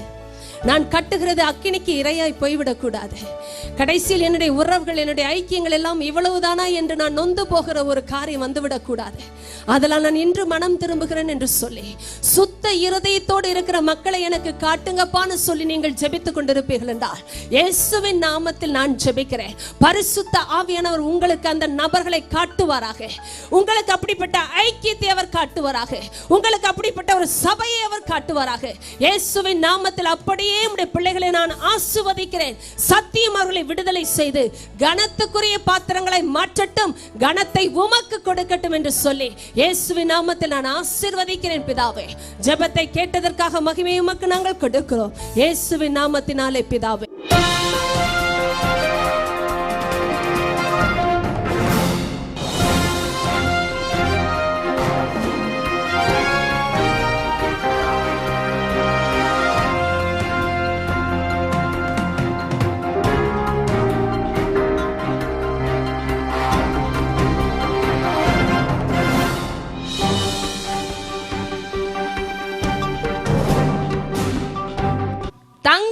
சேர்க்கிறதுனா எவ்வளவு சிரத்தையாய் ஜாக்கிரதையாய் முயற்சி எடுத்து முன்னேறுகிற ஞானத்தை பயன்படுத்தி சேர்க்கிறார்கள். காரணம் அப்படி சேர்க்கவில்லை என்றால் ஞானம் இல்லை. இன்றைக்கு ஆண்டவர் சொல்லுகிறார், ஒரு கனத்துக்குரிய விஷயம் கனவீனத்திற்குரிய விஷயத்தை பிரிப்பதே எது தெரியுமா? முடிவுகள். எத்தனை பேர் கேட்டீர்கள்? முடிவுகள். என்ன பாருங்க, நீங்க எந்த ஸ்டேஜ்ல எந்த நபராய் எந்த பின்னணியத்திலிருந்து வந்திருந்து எத்தனை வருஷ கிறிஸ்தவ வாழ்க்கையிலே வேத அறிவிலே இருந்து கொண்டிருந்தாலும் முடிவுகள் என்று வரும்பொழுது இன்று சரியா எடுத்தாலும் நாளை தினத்திலே நல்லது நடக்கும். இது ஒரு தீர்க்க தரிசனம். இப்ப எடுக்கிற முடிவு சரியா இருந்தா நாளை தினத்திலே அஸ்திபாரத்தின் மேல் கட்டப்படுவது நலமாய் இருக்கும், நிலைத்திருப்பதா இருக்கும். ஆனால் முடிவுகள் நீங்கள் எடுக்கிற இடத்தில் இன்னொருவர் எடுக்க முடியாது. பிள்ளைக்காக தகப்பன் எடுக்க முடியாது,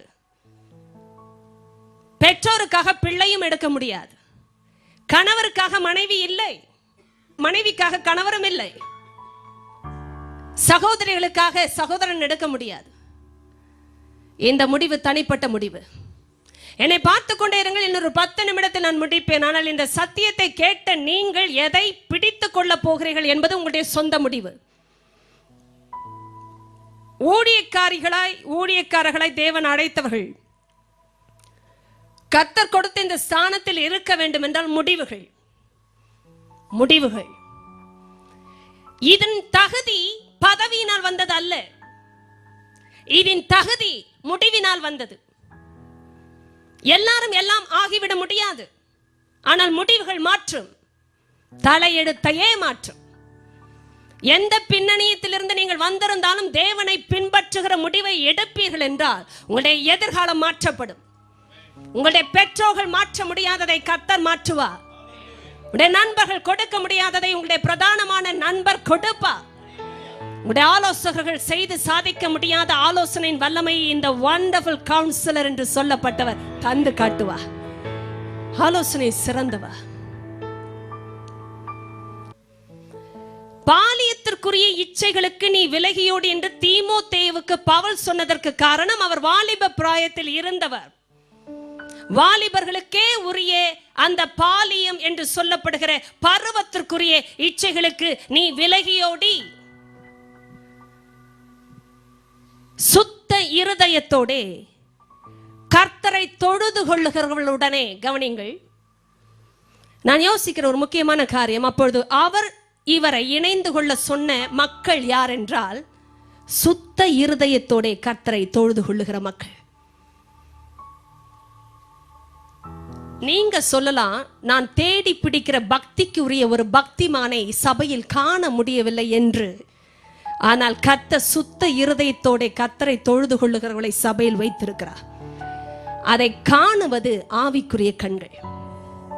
நீங்கள் மாம்ச ஞானத்திலும் மாம்ச கண்களிலும் ஓடுகிற ஆளாய் இருந்தால் இது தெரியாது, உண்மையாய் தெரியாது. அதனால்தான் சிலர் இணைகிற நபர்களை பார்க்கும் பொழுதே தெரியும், சரியா இணைவார்கள். இவர் மாம்சத்தில் ஜீவிக்க விரும்பினால் மாம்சத்தில் ஓடுகிற ஒரு ஆளோடு இருப்பார், அதுதான் இணையும்.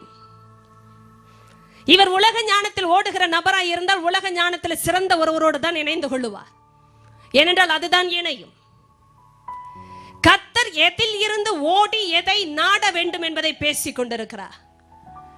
நீங்க எதிலிருந்து ஓடணும் தெரியுமா? நன்றாய் கவனிங்க. இது பருவத்துக்குரிய பிரச்சனை என்று நினையாதிருங்கள். ஏனென்றால் சுத்த இருதயத்தோட கர்த்தரை தொழுது கொள்ளுகிறவர்களுடனே என்று சொன்னாரே, அவர்களும் பருவ பெண்கள் பருவ ஆண்கள் என்று வேதம் சொல்லவில்லை. சுத்த இருதயத்தோட தொழுது கொள்ளுகிற ஜனம் எந்த வயதினராய் கூட இருக்கலாம். வாலிப பிள்ளையை நீங்கள் இன்னொரு வாலிப பிள்ளையோடு இணைய முடியாத பரிசுத்தம் இல்லாத சூழ்நிலை இருக்கும் என்றால் பரிசுத்தத்தில் ஜீவிக்கிற ஒரு பெரியவரோடு இணைந்து ஜெபிக்கலாமே. நானும் 20-40 ரேஞ்சில் இருக்கிற மக்களோட இணைஞ்சு ஜெபிச்சிருக்கிறேன். அப்படின்னா என்ன அர்த்தம் தெரியுமா? என்னுடைய லேட் 20ஸ்ல இருக்கும்போது லேட் 50ஸ்ல இருந்தவங்களோடு சேர்ந்து ஜெபித்திருக்கிறேன், லேட் 70ஸ்ல இருந்தவங்களோடு சேர்ந்து ஜெபித்திருக்கிறேன். ஏனென்றால் சுத்த இருதயத்தை நான் அவர்களுக்குள் பார்த்தேன்.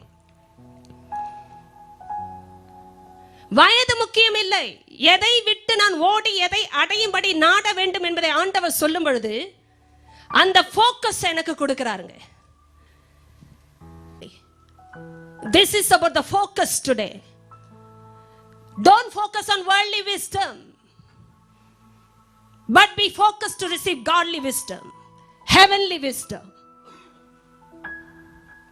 உலகம் எதையோ நாடி தேடி ஓடி சாதிக்க நினைக்கும் பொழுது ஆண்டவர் சொல்லுகிறார், நீ எனக்கு முன்பாக காத்திருந்த என்னுடைய ஞானத்தில் நடந்துகள், உன்னுடைய கட்டடம் சிறப்பாய் விளங்கும். ஏனென்றால் சாதிப்பதை சரியாய் சாதிக்க சொல்லி தருகிறவர் கர்த்தர் தான். இங்க பாருங்கள் இந்த விஷயத்தை. எதை நான் மனதில் வைத்துக் கொண்டு இவர்களை தேட வேண்டும் தெரியுமா? நீதியையும் விசுவாசத்தையும் அன்பையும் சமாதானத்தையும் அடையும்படி நாடு. ஹல்லேலூயா. எத்தனை பேர் புரிந்து கொள்ளுகிறீர்கள்? புரிந்து கொண்டவர்கள் ஹல்லேலூயா சொல்லுங்க. அப்ப எல்லாருமே ஹல்லேலூயா சொல்லுங்க. புரியாதவர்கள் கூட ஹல்லேலூயா சொல்லுவார்கள். என்னை பார்த்து கொண்டிருங்கள். நான் ஒரு ஜெபத்துக்கு போகும்பொழுது, ஒரு நபரோடு சேர்ந்து ஜெபிக்க நினைக்கும் பொழுது எதை மனதில் வைத்து போகிறேன் தெரியுமா? ஆண்டவருடைய நீதியை. இரண்டாவது, நான் விசுவாசத்தில் நிலைத்திருக்கும்படியா எந்த சோதனை வந்தாலும், எப்படிப்பட்ட காரியங்கள் சுற்றி வந்தாலும், அவர்கள் விசுவாசத்தில் நிலைத்திருந்து சுத்தத்தை காத்துக்கொள்ள முடியும் என்றால் நானும் அந்த விசுவாசத்தை பற்றி கொள்ளும்படி நாடுகிறேன். மூன்றாவது, அன்பை நாடுகிறேன். அன்பை நாடுவது என்றால் உலக ஞானத்தின்படி வேறு. ஃப்ரெண்ட்ஷிப்பை நாடுவது, காதலை நாடுவது, அன்பை நாடுகிற காரியங்கள் அப்படி என்றால் ஆதாயத்திற்காக தேடுவது. தேவனுடைய அன்பை நாடுகிற ஒரு பிள்ளைக்கு சமாதானத்தையும் கர்த்தர் கொடுக்க போகிறார். நீங்க நீதியே விசுவாசத்தை அன்பையும் சமாதானத்தையும் நாடும்படி ஒரு ஃபோக்கஸை வைத்துக்கொண்டு ஒரு பிரேயர்ல போய் ஒரு நீதிமானோடு இணைந்து ஜெபிப்பீர்கள் என்றால் கர்த்தர் உங்களை கனத்துக்குரிய பாத்திரமாக மாற்றுகிறார். யாருக்கும் டெஸ்ட் இல்லாமல் இல்லை. நன்றாய் கவனிங்க. யாருக்கும் பாலியத்திற்குரிய இச்சைகள் வராமல் இல்லை. நான் சொன்னேன், இது பருவத்திற்குரிய பிரச்சனை மாத்திரம் இல்லை, இது எந்த பருவத்திலும் இருக்கிறவர்கள் அடைகிற பிரச்சனை. திருமணமானவர்களுக்கு மாத்திரம் இல்லை, திருமணமாகாதவர்களுக்கு மாத்திரம் இல்லை, இது வயதானவர்களுக்கும் வருகிற பிரச்சனை. ஆனால் ஆண்டவர் சொல்லுகிறார், இது முடிவு. வருகிறது பிரச்சனை இருக்கிறது என்று சொல்லிக்கொண்டு நீங்கள் பிரியாமலேயே இருந்தீர்கள் என்றால், உலகத்திற்கும் தேவனுக்கும் இடையில் ஒரு பிரிவினையை உண்டாக்க அனுமதிக்காமல் இருப்பீர்கள் என்றால், தேவன் சொல்லுகிறார், நீங்கள் கனத்துக்குரிய பாத்திரமாய் மாற முடியாது. இந்த எத்தனை பேர் சொல்ல முடியும்? உங்களுடைய வாழ்க்கையில சபையில் எத்தனையோ பேர் வந்து போய் கொண்டிருக்கிறீர்கள். யாராவது ஒரு இருதயத்தில் சுத்தமுள்ள நீதிமானை கண்டுபிடித்தீர்களா? கண்டுபிடித்தீர்களா? உங்களை கரங்களை உயர்த்துங்க என்று சொல்லவே மாட்டேன். ஊழியத்தில் இருக்கிற நாங்கள் ஐக்கியத்தில் இருக்கிறோம். நன்றாய் கவனிங்க. ஐக்கியத்தில் இருக்கிறோம். ஒரு ஆளும் இரண்டு பேரும் கூடி சேர்ந்து ஜெபிக்கிற நபர்கள் இந்த சபையில உண்டு. ஒப்பு கொடுத்து தாழ்த்தி பிரித்து தேவன் முன்பாக கேட்கிற கெஞ்சுகிற அனுபவம் உண்டு. நான் பேசுவது சண்டே ஆராதனை அல்ல. வேத பாடக வகுப்புக்கு வருகிற கூட்டத்தில் ஒருவராய் இருக்கிறீர்களா? அதை பேசவில்லை. தனிப்பட்ட நிலைமையில சுத்த இருதயத்தோட இருக்கிற ஒரு நண்பர் சபையில உங்களுக்கு உண்டா? தோழி உங்களுக்கு உண்டா? அவர்களோட சேர்ந்து ஜெபிக்கும் போது உங்க கவனம் எல்லாம் நீதியும் விசுவாசமும் அன்பும் சமாதானம் எனக்கு வேணும் ஆண்டவரே. தேவனுடைய நீதி எங்களுக்குள்ள வேணும். தேவன் கொடுக்கிற விசுவாசத்தில் நாங்கள் நிலைத்திருக்கணும். அன்பும் சமாதானம் எங்க வாழ்க்கையை ஆளுகை செய்யணும்ப்பா அப்படின்னு கேட்கிற ஒரு உள்ள இருந்தா கர்த்தர் சொல்லுகிறேன், கனத்துக்குரிய பாத்திரமாய் உன்னை நான் மாற்றுவேன். ஞானியோடு நடக்கிறவன் தான் ஞானியா மாறுகிறான். ஞானியோடு சஞ்சரிக்காதவர்கள் ஞானியாய் மாறுவது இல்லை. உங்களுக்குன்னு ஒரு நண்பர் ஒரு தோழியை கண்டுபிடிங்க. சுத்த இருதயத்தோடு அவங்க இருக்கிறவங்க இந்த சபையில உண்டு. ஆனால் கண்டுபிடிக்கிற கண்கள் கர்த்தர் கொடுக்கிறார். நீங்க ஓடிக்கொண்டே இருங்கள், ஆனால் தேவ ஞானத்தில் இல்லை என்றால் உங்களுடைய ஓட்டம் நிறுத்தப்படுவது மாத்திரமல்ல, உங்களுடைய சம்பாத்தியம், உங்களுடைய சாதனைகள் எல்லாம் வீணாய் மாறும். தேவன் இதை எச்சரிப்பாக இந்த நாளிலே பேசிக் கொண்டிருக்கிறார். அப்பா, கடைசியாக ஒரே ஒரு வசனத்துக்கு நாம் ஒப்பு கொடுக்க போகிறோம். அந்த இயேசு கிறிஸ்துவுக்கு உட்பட்ட என்னுடைய வாழ்க்கை, அவரால் வந்த ஞானத்தின் வாழ்க்கை, பரிசுத்தத்தின் வாழ்க்கை, நீதியின் வாழ்க்கை. ஹல்லேலூயா. எத்தனை பேர் 1 கொரிந்தியர் 1க்கு திரும்பி வாருங்கள். எழுந்து நில்லுங்கள். தேவனுடைய சமூகத்தில் இந்த வசனத்தை வாசிக்கிற வேளையிலே போன வாரம் ஒரு மரக்கட்டையை போட்டு இந்த வாரம் ஒரு 2 போட்ட உயரமாக போகுது. புல்லுக்கு மேல புல்லு, இதுக்கு என்ன வேணும் தில்லு அப்படின்னு நீங்க நினைக்கிற மாதிரி எனக்கு தெரிகிறது. சில நேரம் நம்ம நாட்களை விசேஷப்படுத்தி கொள்ளுகிறோம், நாட்களை கொடுத்தவரை விசேஷப்படுத்தாமல் இருக்கிறோம். எத்தனை பேர் புரிந்து கொள்ளுகிறேன்? இன்றைக்கு மூச்சு விட முடிகிறதே, இன்று நடக்க முடிந்திருக்கிறதே, இன்று கரங்கள் இருக்கிறதே உயர்த்த என்று சொல்லி நம்மை படைத்த நிலைநிறுத்தின உருவாக்கி வருகிற கட்டுகிற தேவனுக்கு துதியை கொடுக்க நேரத்தோடு வருவது அல்லவா உண்மையாய் கட்டுவது. நீங்கள் ஏதோ விசேஷமான நாளுக்காக விசேஷமான ஒன்றை செய்வதற்காக காத்திருப்பீர்கள் என்றால் இன்றைய விசேஷத்தை இழக்கிறீர்கள். அதனால்தான் சடங்காச்சாரங்களை கர்த்தர் எதிர்த்தார், சத்தியத்தை கொடுத்தார். சடங்கும் சத்தியமும் இணைவது இல்லை. சடங்கு மனுஷனை கட்டுப்படுத்துகிறது, சத்தியம் மனுஷனை கட்டவிழ்க்கிறது. எது முக்கியம்? அஸ்திபாரம் முக்கியங்க. அதனால்தான் ஆண்டவரே அஸ்திபாரமாக மாறுகிறார், மாற விரும்புகிறார், இடம் கொடுத்தால் மாறுகிறார். ஆனால் கட்டப்படுகிற காரியத்தை குறித்து கர்த்தர் கண்ணை ஏன் திறக்க வேண்டும்? காரணம் முடிவு நன்றாய் இருக்க வேண்டும். அக்கினியிலிருந்து தப்புன ஆளா ஓடக்கூடாது பரலோகத்துக்கு. எத்தனை பேர் அப்படி ஓடுவதை நினைத்து பார்க்கிறீர்கள் இப்பொழுதே? அந்த ஸ்டேஜில் நான் ஓடி போய் உள்ள சேரக்கூடாது ஐயா. கர்த்தர் கொடுத்ததோடு கம்பீரமாக நுழைய வேண்டும். அப்பா எனக்கு கொடுத்த வாழ்நாட்களை சரியாக நான் கட்டி முடித்தேன். உலக ஞானத்தில் ஓடி முடிக்காமல் தேவ ஞானத்தோடு இணைந்து கொண்டேன். சில நேரம் நன்றாய் கவனிங்கள், ஆண்டவர் பேசுகிறதெல்லாம் சாதாரணமாகத்தான் இருக்கும், ஆனால் விசுவாசிக்கிற அவர்களுக்கு அது பலனாய் மாறுகிறது. என்ன உலக ஞானத்தின்படி தேவன் செயல்பட வேண்டிய அவசியம் இல்லை. அவருக்கு பைத்தியமாய் இருக்கிற விஷயம் உலக ஞானத்திலும் அதிக ஞானம் உள்ளது. ஆகும், அவராலே ஆகும். பலம் செய்ய முடியாததை, பராக்கிரமம் செய்ய முடியாததை அவர் செய்கிறார். அதனால்தான் அவருடைய ஞானத்தில் அவர் பெரியவர் என்பதையும் சாதிக்கிறார். நான் சொல்வதை கவனிங்கள். இந்த நாளிலே இவர் பேசின பொழுது பவுல் 1 கொரிந்தியர் 1வது அதிகாரத்திலிருந்து இந்த 4வது அதிகாரங்கள் வரை வரும்பொழுது ஒரு காரியத்தை பிரதானப்படுத்தியே பேசிக்கொண்டு வருகிறார். அது என்ன காரியம் என்றால், மனுஷரை குறித்து மேன்மை பாராட்டக்கூடாது. எத்தனை பேர் கேட்டீர்கள்? மனுஷரை குறித்து பெருமை பாராட்டக்கூடாது. அப்படி என்றால் என்னை குறித்தும் நான் பெருமை பாராட்ட, என் ஞானத்தை குறித்து பெருமை பாராட்டக்கூடாது, நான் சாதிக்கிறதை குறித்து பெருமை பாராட்டக்கூடாது, எனக்கு என்ற காரியங்களை வைத்து நான் மேன்மை பாராட்டக்கூடாது. பவுல் சொல்லுகிற ஒரு பிரதானமான காரியம், உங்கள் எல்லாருடைய பேச்சும் ஒரே பேச்சாக இருக்கணும்ன்றார். ஒரே விதமான பேச்சு, ஒரு இடத்திலும் பிரிவினைக்குரிய பேச்சு இருக்கக்கூடாது. ஏக மனது, ஏக யோசனை உண்டாயிருக்க வேண்டும். அவர் சொன்ன அதே காரியம் இதே அதிகாரத்தில் வந்திருக்கிறது. சிலர் அப்போலோவை சேர்ந்தவர்கள் என்றும், சிலர் பவுலை சேர்ந்தவர்கள் என்றும், சிலர் கேபாவை சேர்ந்தவர்கள் என்றும், சிலர் கிறிஸ்துவை சேர்ந்தவர்கள் என்றும் ஏன் பேசுகிறீர்கள்? மனுஷரை வைத்து நீங்கள் பெருமை எடுக்கக்கூடாது என்று ஆண்டவர் சொல்லுகிறார். ஏனென்றால் மனுஷரை வைத்து பெருமை எடுப்பது உலக ஞானம், கிறிஸ்துவை மட்டுமே சார்ந்திருப்பது தேவ ஞானம். நன்றை கவனிக்க வேண்டும். அதனால்தான் மாம்சம் ஒன்றுக்கும் உதவாது. எவ்வளவு பராக்கிரமம் உள்ள, தைரியம் உள்ள, பலனுள்ள மாம்சத்தில் எதை செய்தாலும் தேவனை சார்ந்து கொள்ளாமல், நான் சொல்வதை கவனிங்கள், தேவனை சார்ந்து கொள்ளாமல் செய்கிற எதுவும் ஒன்றுக்கும் உதவாது. புல்லை விட வைக்கோல் தப்பிற்றா? புல்லை விட வைக்கோல் பெரியதா சிறியதா என்றுதான் பார்த்தோம் ஒரு ஓமை. மூங்கிலுடைய விதையா, களையின் விதையா? புல்லை விட வைக்கோல் பெரியதா சிறியதா? வைக்கோலை விட மரம் பெரியதா சிறியதா?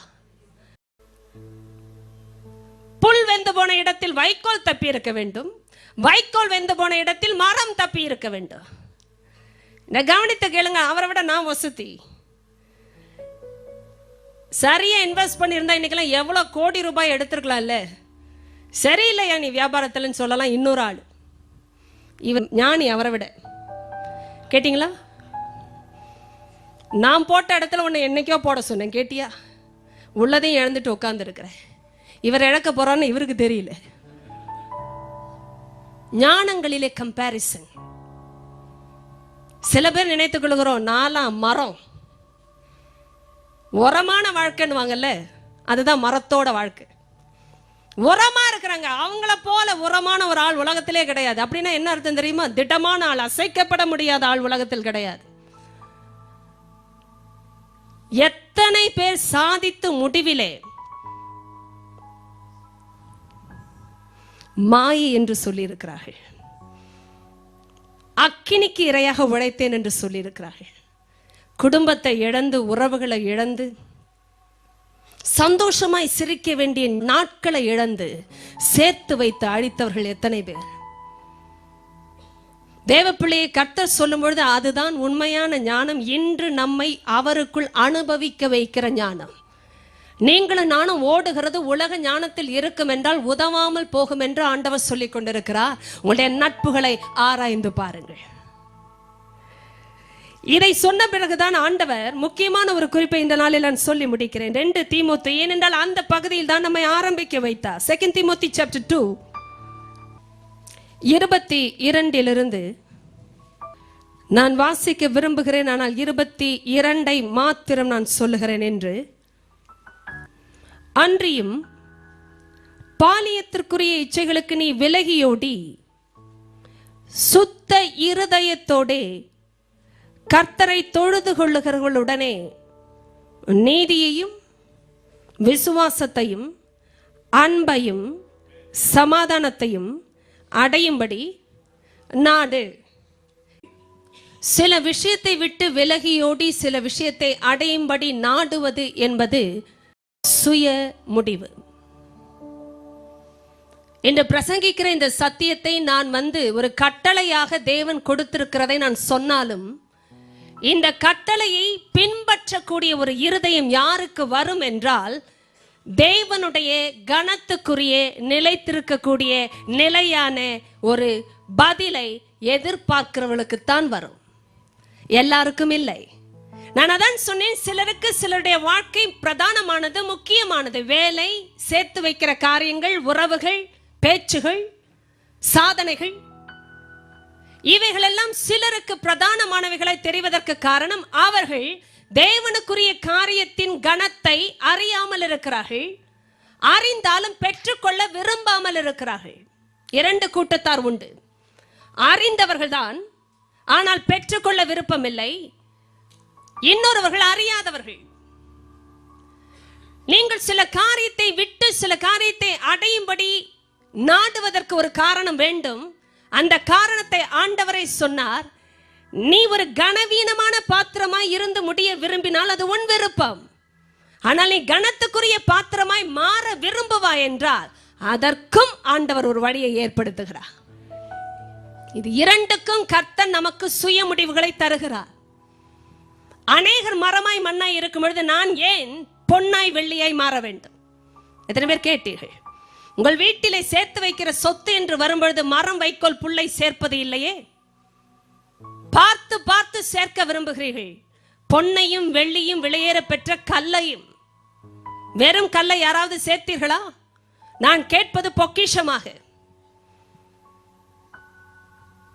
உங்க பீரோவில் எத்தனை பேர் பெட்டியில கல்லை சேர்த்து வைத்திருக்கிறீர்கள்? யோசிக்கவே நமக்கு இதெல்லாம் ஞானமா?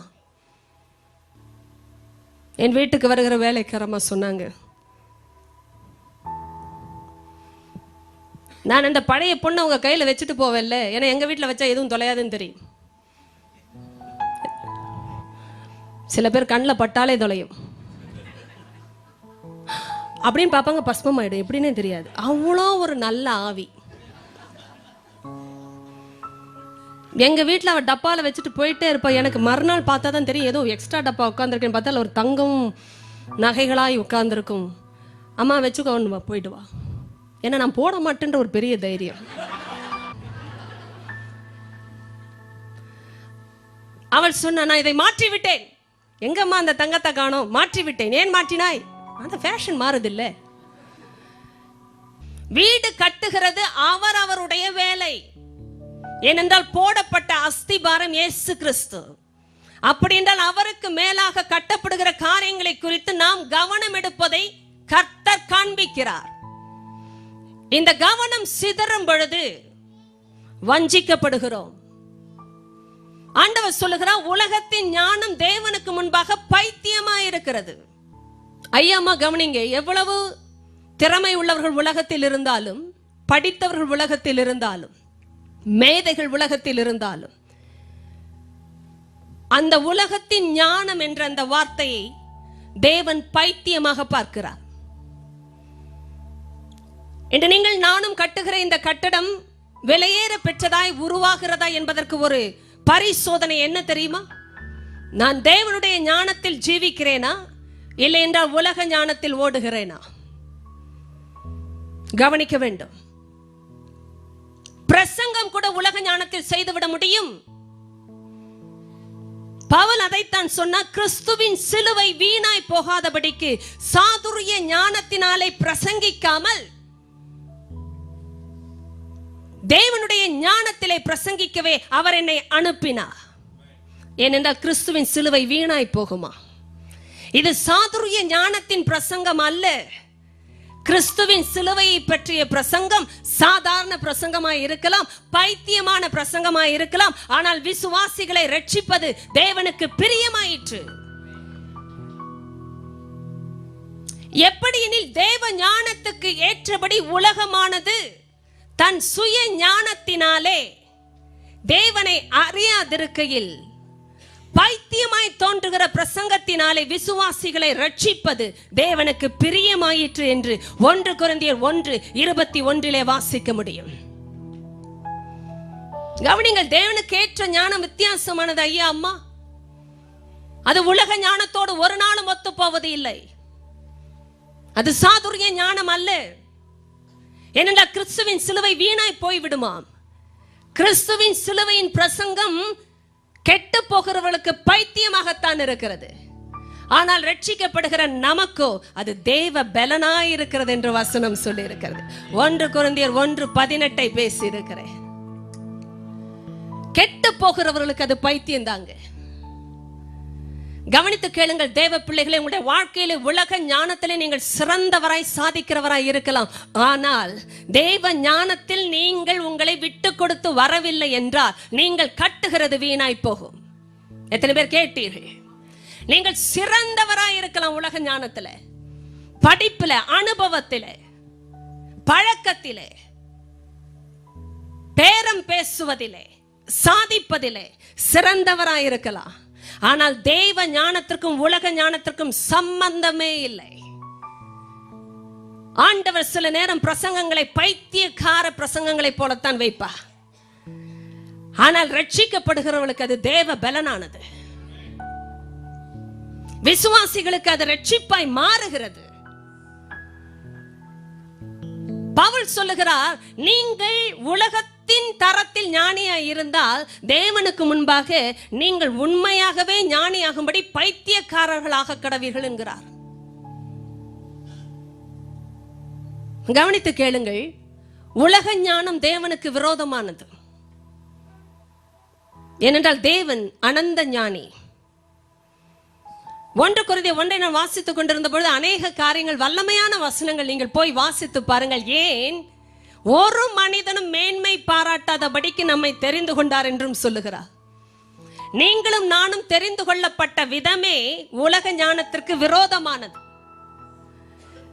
அழைப்பின்படி அநேகர் ஞானிகள் இல்லை,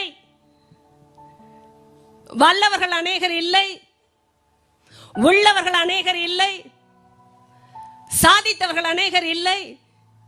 ஏனென்றால் அழைத்த விதமே அப்படித்தான். ஞானம் இல்லாத சாதாரணமானவர்களை கர்த்தர் தெரிந்து கொண்டார். நான் ஞானியா இருந்தபடினா கர்த்தர் என்னை தெரிந்து கொண்டார் என்று நினைக்கவே முடியாதபடி தெரிந்து கொண்டார். உலகத்தில் பைத்தியமானவைகளையும் இழிவானவைகளையும் இல்லாதவைகளையும் கர்த்தர் தெரிந்து கொண்டார்.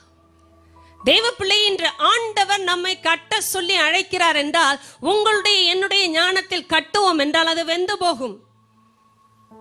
எவ்வளவு சிறப்பானதாய் தோற்றம் அளித்தாலும் அது மரத்துக்கும் வைக்கோலுக்கும் புல்லுக்கும் சமமாகும் என்று ஆண்டவருடைய ஆவியானவர் சிலரை எச்சரிக்கிறார். நீங்க உலக ஞானத்தில் ஓடுவதை நிறுத்துங்கள். எத்தனையோ பேர் உலகத்தில் நண்பர்களும் மற்றவர்களும் உறவுகளும் பேசுவதை கேட்டுக்கொண்டு கணக்கு போட்டுக்கொண்டு கட்டி கொண்டிருக்கிறீர்கள். கர்த்தர் சொல்லுகிறார், நான் உன்னுடைய அஸ்திபாரமாக இருக்கும் பட்சத்தில் என் மேல் உலக ஞானத்தோடு நீ எதையும் கட்டினால் நிலைத்திராது என்று ஆண்டவர் சொல்லுகிறார். நான் ஆச்சரியப்படுகிறேன். அப்பா பேசும்போது அர்த்தத்தோடு பேசுகிறார்.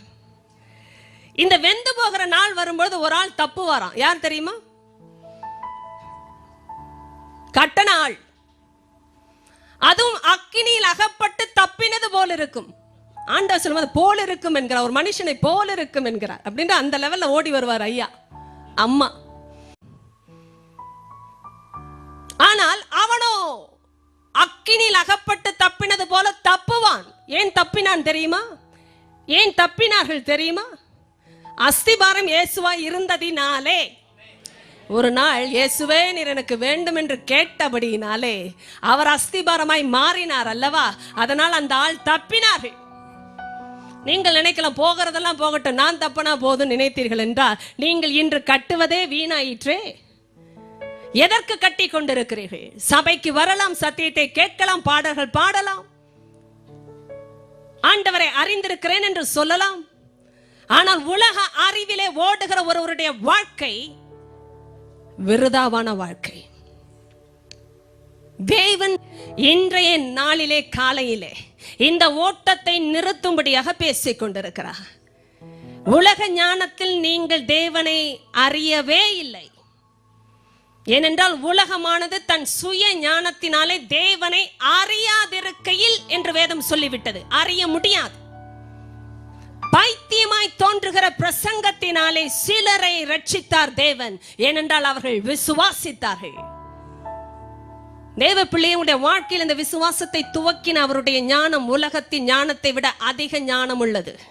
அதனால் தான் வசனம் பேசும்பொழுது நான் பிரமிக்கிறேன். இதே 1 கொரிந்தியர் 1:25 தேவனுடைய பைத்தியமானது உலகத்தின் ஞானத்திலும் அதிக ஞானம் உள்ளது, மனுஷ ஞானத்திலும் அதிக ஞானம் உள்ளது. தேவனுடைய பலவீனமானது மனுஷனுடைய பலத்திலும் அதிக பலன் உள்ளது. ஹல்லேலூயா! எத்தனை பேருக்கு அது புரிகிறது? என்னை பார்த்து கொண்டே இருங்கள். அதனால் தான் பலவீனனும் தன்னை பலவான் என்று சொல்லிக் கொள்வானாக. 20:21 1 கொரிந்தியர் 3 நீங்கள் பார்த்து கொண்டிருங்கள். ஞானிகளுடைய சிந்தனைகள் வீணாய் இருக்கிறது என்று கர்த்தர் அறிந்திருக்கிறார் என்றும் எழுதியிருக்கிறது. ஞானிகளுடைய சிந்தனைகள் வீணாயிருக்கிறது. ஞானிகளுடைய சிந்தனைகள் வீணாயிருக்கிறது. தேவ பிள்ளையை மறுபடியும் சொல்லுகிறேன், ஞானிகளுடைய சிந்தனைகள் வீணாயிருக்கிறது. ஞானிகளுடைய சிந்தனைகள் மதியினரின் சிந்தனைகள் என்று வேதம் சொல்லவில்லை. ஞானிகள், புத்திசாலிகள். அப்படின்னா உலகத்தின் தரத்தில் நாம் புத்திசாலிகளாய் ஞானிகளாய் இருக்க கூடாதா? தேவன் இருக்க வைப்பா. ஆனால் தேவனே அன்றி ஒருவருக்கும் ஞானமும் இல்லை, புத்திசாலித்தனமும் இல்லை. நீங்கள் கவனிக்கும் பொழுது அவருடைய ஆச்சரியம் இதுதான். 19 இவ்வுலகத்தின் ஞானம் தேவனுக்கு முன்பாக பைத்தியமாய் இருக்கிறது. அப்படியே ஞானிகளை அவர்களுடைய ஞானத்தினாலே பிடிக்கிறாராம். தந்திரத்தினாலே என்று வந்திருக்கிறது. அதை வாசிக்கலாமே. ஞானிகளை அவர்களுடைய, இது என்ன ஞானம் எப்பொழுது தந்திரமாய் மாறினது? தந்திரம் செய்வது நரியின் வேலை, ஞானியின் வேலை அல்லவே. என்னை பார்த்து கொண்டே இருங்கள். நீங்கள் ஆண்டவருடைய ஞானத்தில் ஜீவிக்கவில்லை என்றால் தந்திரம்தான் வரும். எவ்வளவு ஞானம் இருந்தாலும் தந்திரம் தான் செயல்படுகிறது. எத்தனை பேர் அந்த தந்திரக்காரனை புரிந்து கொள்ளுகிறீர்கள்? பழைய பாம்பு தந்திரமாய் செயல்பட்டவன் ஞானி. ஆனால் கவனிங்கள், என்று ஆண்டவரை விட்டு கீழே விழுகிறோமோ அன்று ஞானம் இருக்கிறதை போல் இருக்கலாம், ஆனால் தேவன் கொடுக்கிற ஞானத்தில் இருக்க முடியாது.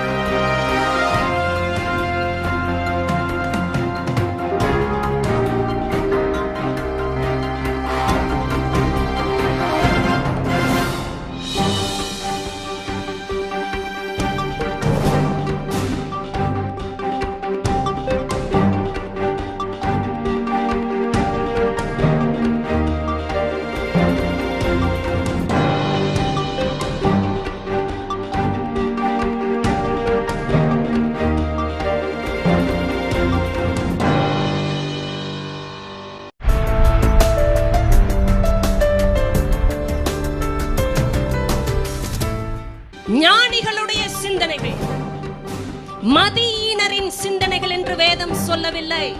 அப்படின்னா உலகத்தின் தரத்தில் நாம் புத்திசாலிகளாய் ஞானிகளாய் இருக்க கூடாதா? தேவன் இருக்க வைப்பார். ஆனால் தேவனே அன்றி ஒருவருக்கும் ஞானமும் இல்லை, புத்திசாலித்தனமும் இல்லை.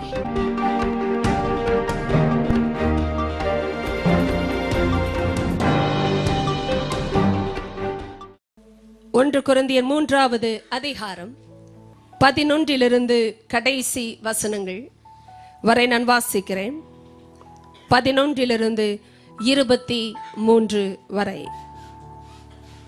போடப்பட்டிருக்கிற அஸ்திபாரமாகிய இயேசு கிறிஸ்துவை அல்லாமல் வேறே அஸ்திபாரத்தை போட ஒருவனாலும் கூடாது.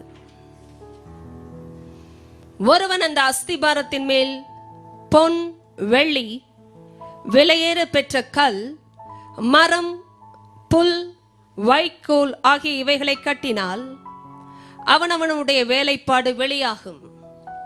நாளானது அதை விளங்க பண்ணும். ஏனெனில் அது அக்கினியினாலே வெளிப்படுத்தப்படும். அவனவனுடைய வேலைப்பாடு எத்தன்மையுள்ளது என்று அக்கினியானது பரிசோதிக்கும். அதன் மேல் ஒருவன் கட்டினது நிலைத்தால் அவன் கூலியை பெறுவான். ஒருவன் கட்டினது வெந்து போனால் அவன் நஷ்டமடைவான், அவனோ ரட்சிக்கப்படுவான். அதுவும் அக்னியில் அகப்பட்டு தப்பினது போல் இருக்கும். நீங்கள் தேவனுடைய ஆலயமாய் இருக்கிறீர்கள் என்றும் தேவனுடைய ஆவி உங்களில் வாசமாய் இருக்கிறார் என்றும் அறியாதிருக்கிறீர்களா? ஒருவன் தேவனுடைய ஆலயத்தை கெடுத்தால் அவனை தேவன் கெடுப்பா. தேவனுடைய ஆலயம் பரிசுத்தமாயிருக்கிறது, நீங்களே அந்த ஆலயம். ஒருவனும் தன்னைத்தான் வஞ்சியாதிருப்பானாக. இவ்வுலகத்திலே உங்களில் ஒருவன் தன்னை ஞானி என்று எண்ணினால் அவன் ஞானியாகும்படி பைத்தியக்காரனாக கடவன்.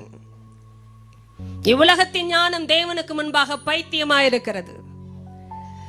அப்படியே ஞானிகளை அவர்களுடைய தந்திரத்தினாலே பிடிக்கிறார் என்றும் ஞானிகளுடைய சிந்தனைகள் வீணாய் இருக்கிறது என்று கர்த்தர் அறிந்திருக்கிறார் என்றும் எழுதியிருக்கிறது. இப்படி இருக்க ஒருவனும் மனுஷரை குறித்து மேன்மை பாராட்டாதிருப்பானாக.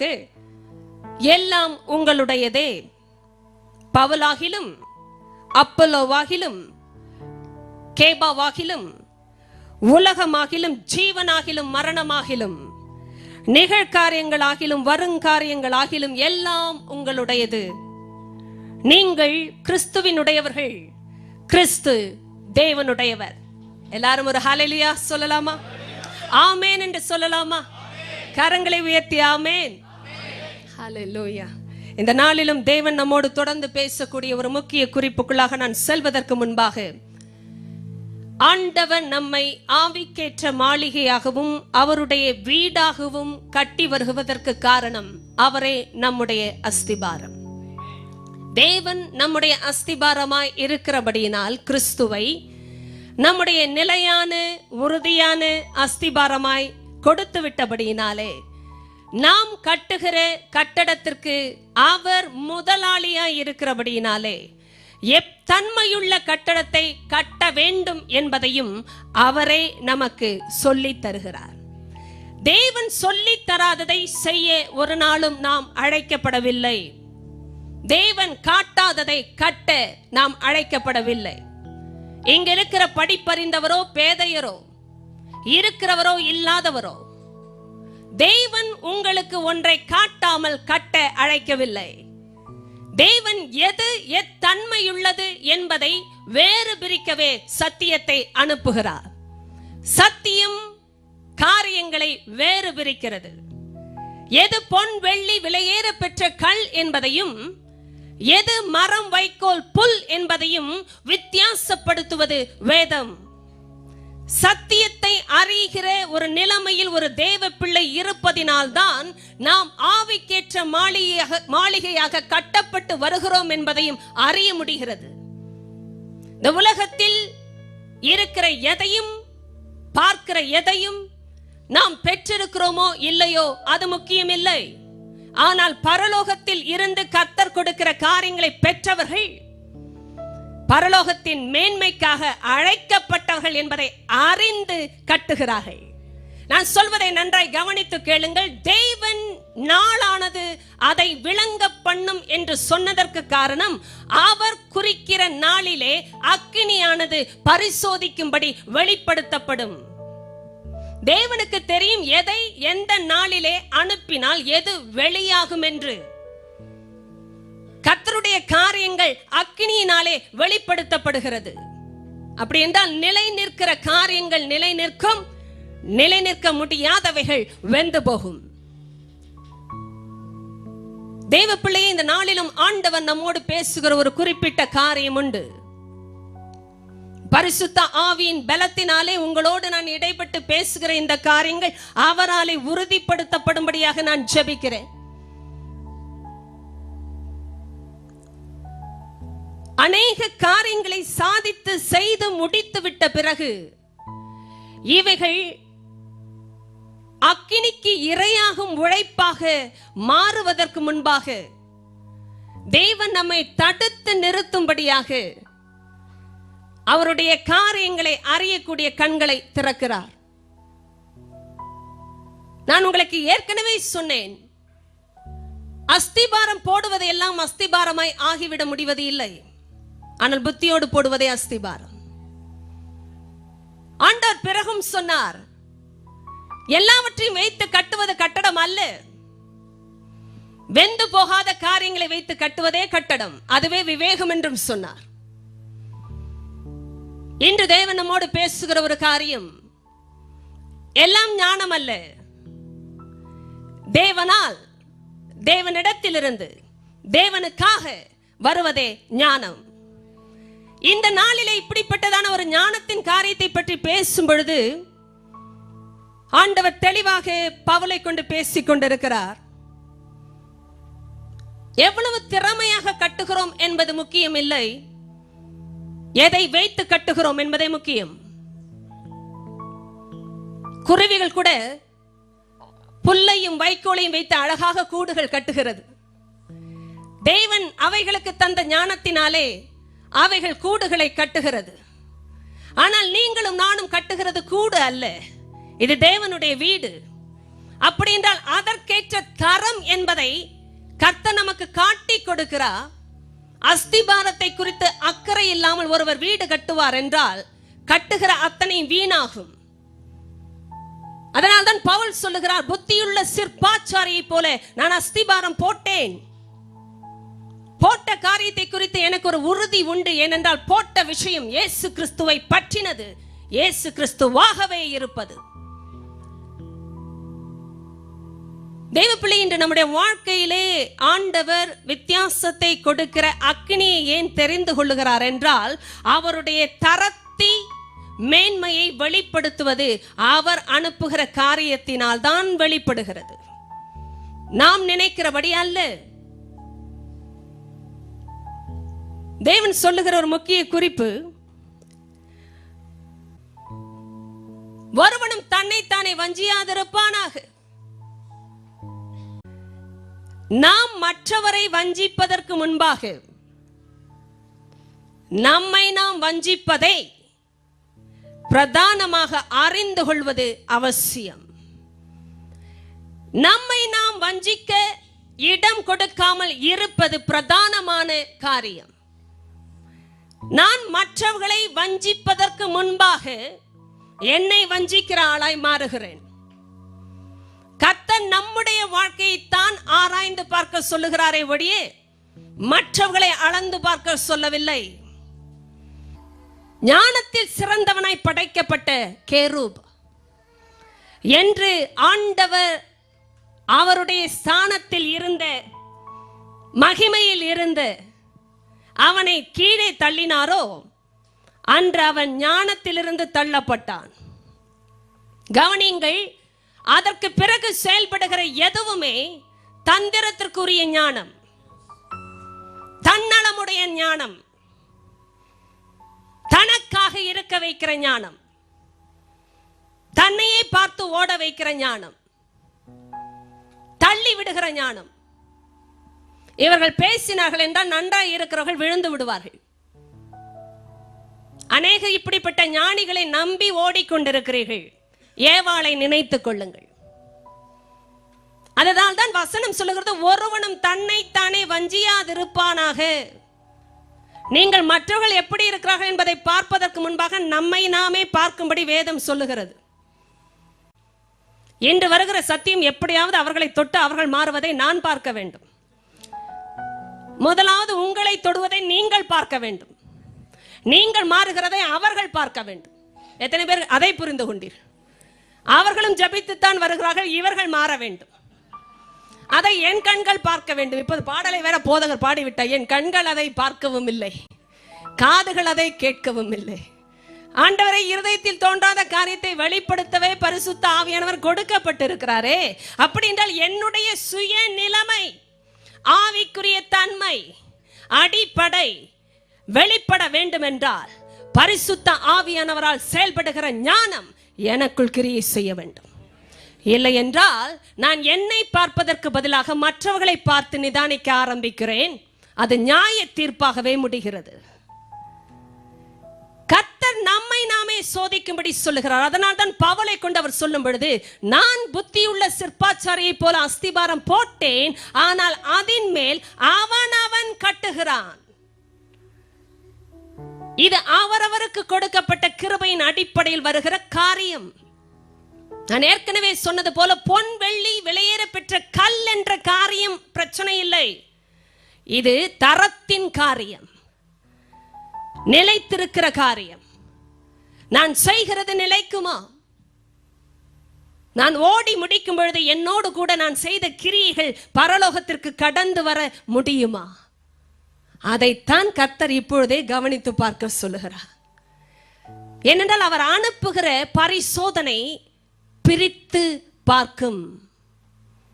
தேவனுக்கு எதை அனுப்பினால் காரியங்கள் பிரிக்கப்படும் என்று நன்றாகவே தெரியும். எனக்கு சந்தோஷமான காரியம் அதுதான். கர்த்தர் ஞானி என்றால் மற்றவர்கள் அந்த ஞானத்திற்கு முன்பாக முழங்கால் படியிட்டு தேவனை தேவன் என்று சொல்லித்தான் ஆக வேண்டும். அக்கினியானது அதை பரிசோதிக்கும் என்றால் என்ன அர்த்தம்? ஒரு மனுஷனுடைய கிரியை கூட கர்த்தருடைய அக்கினி பரிசோதிக்கிறது.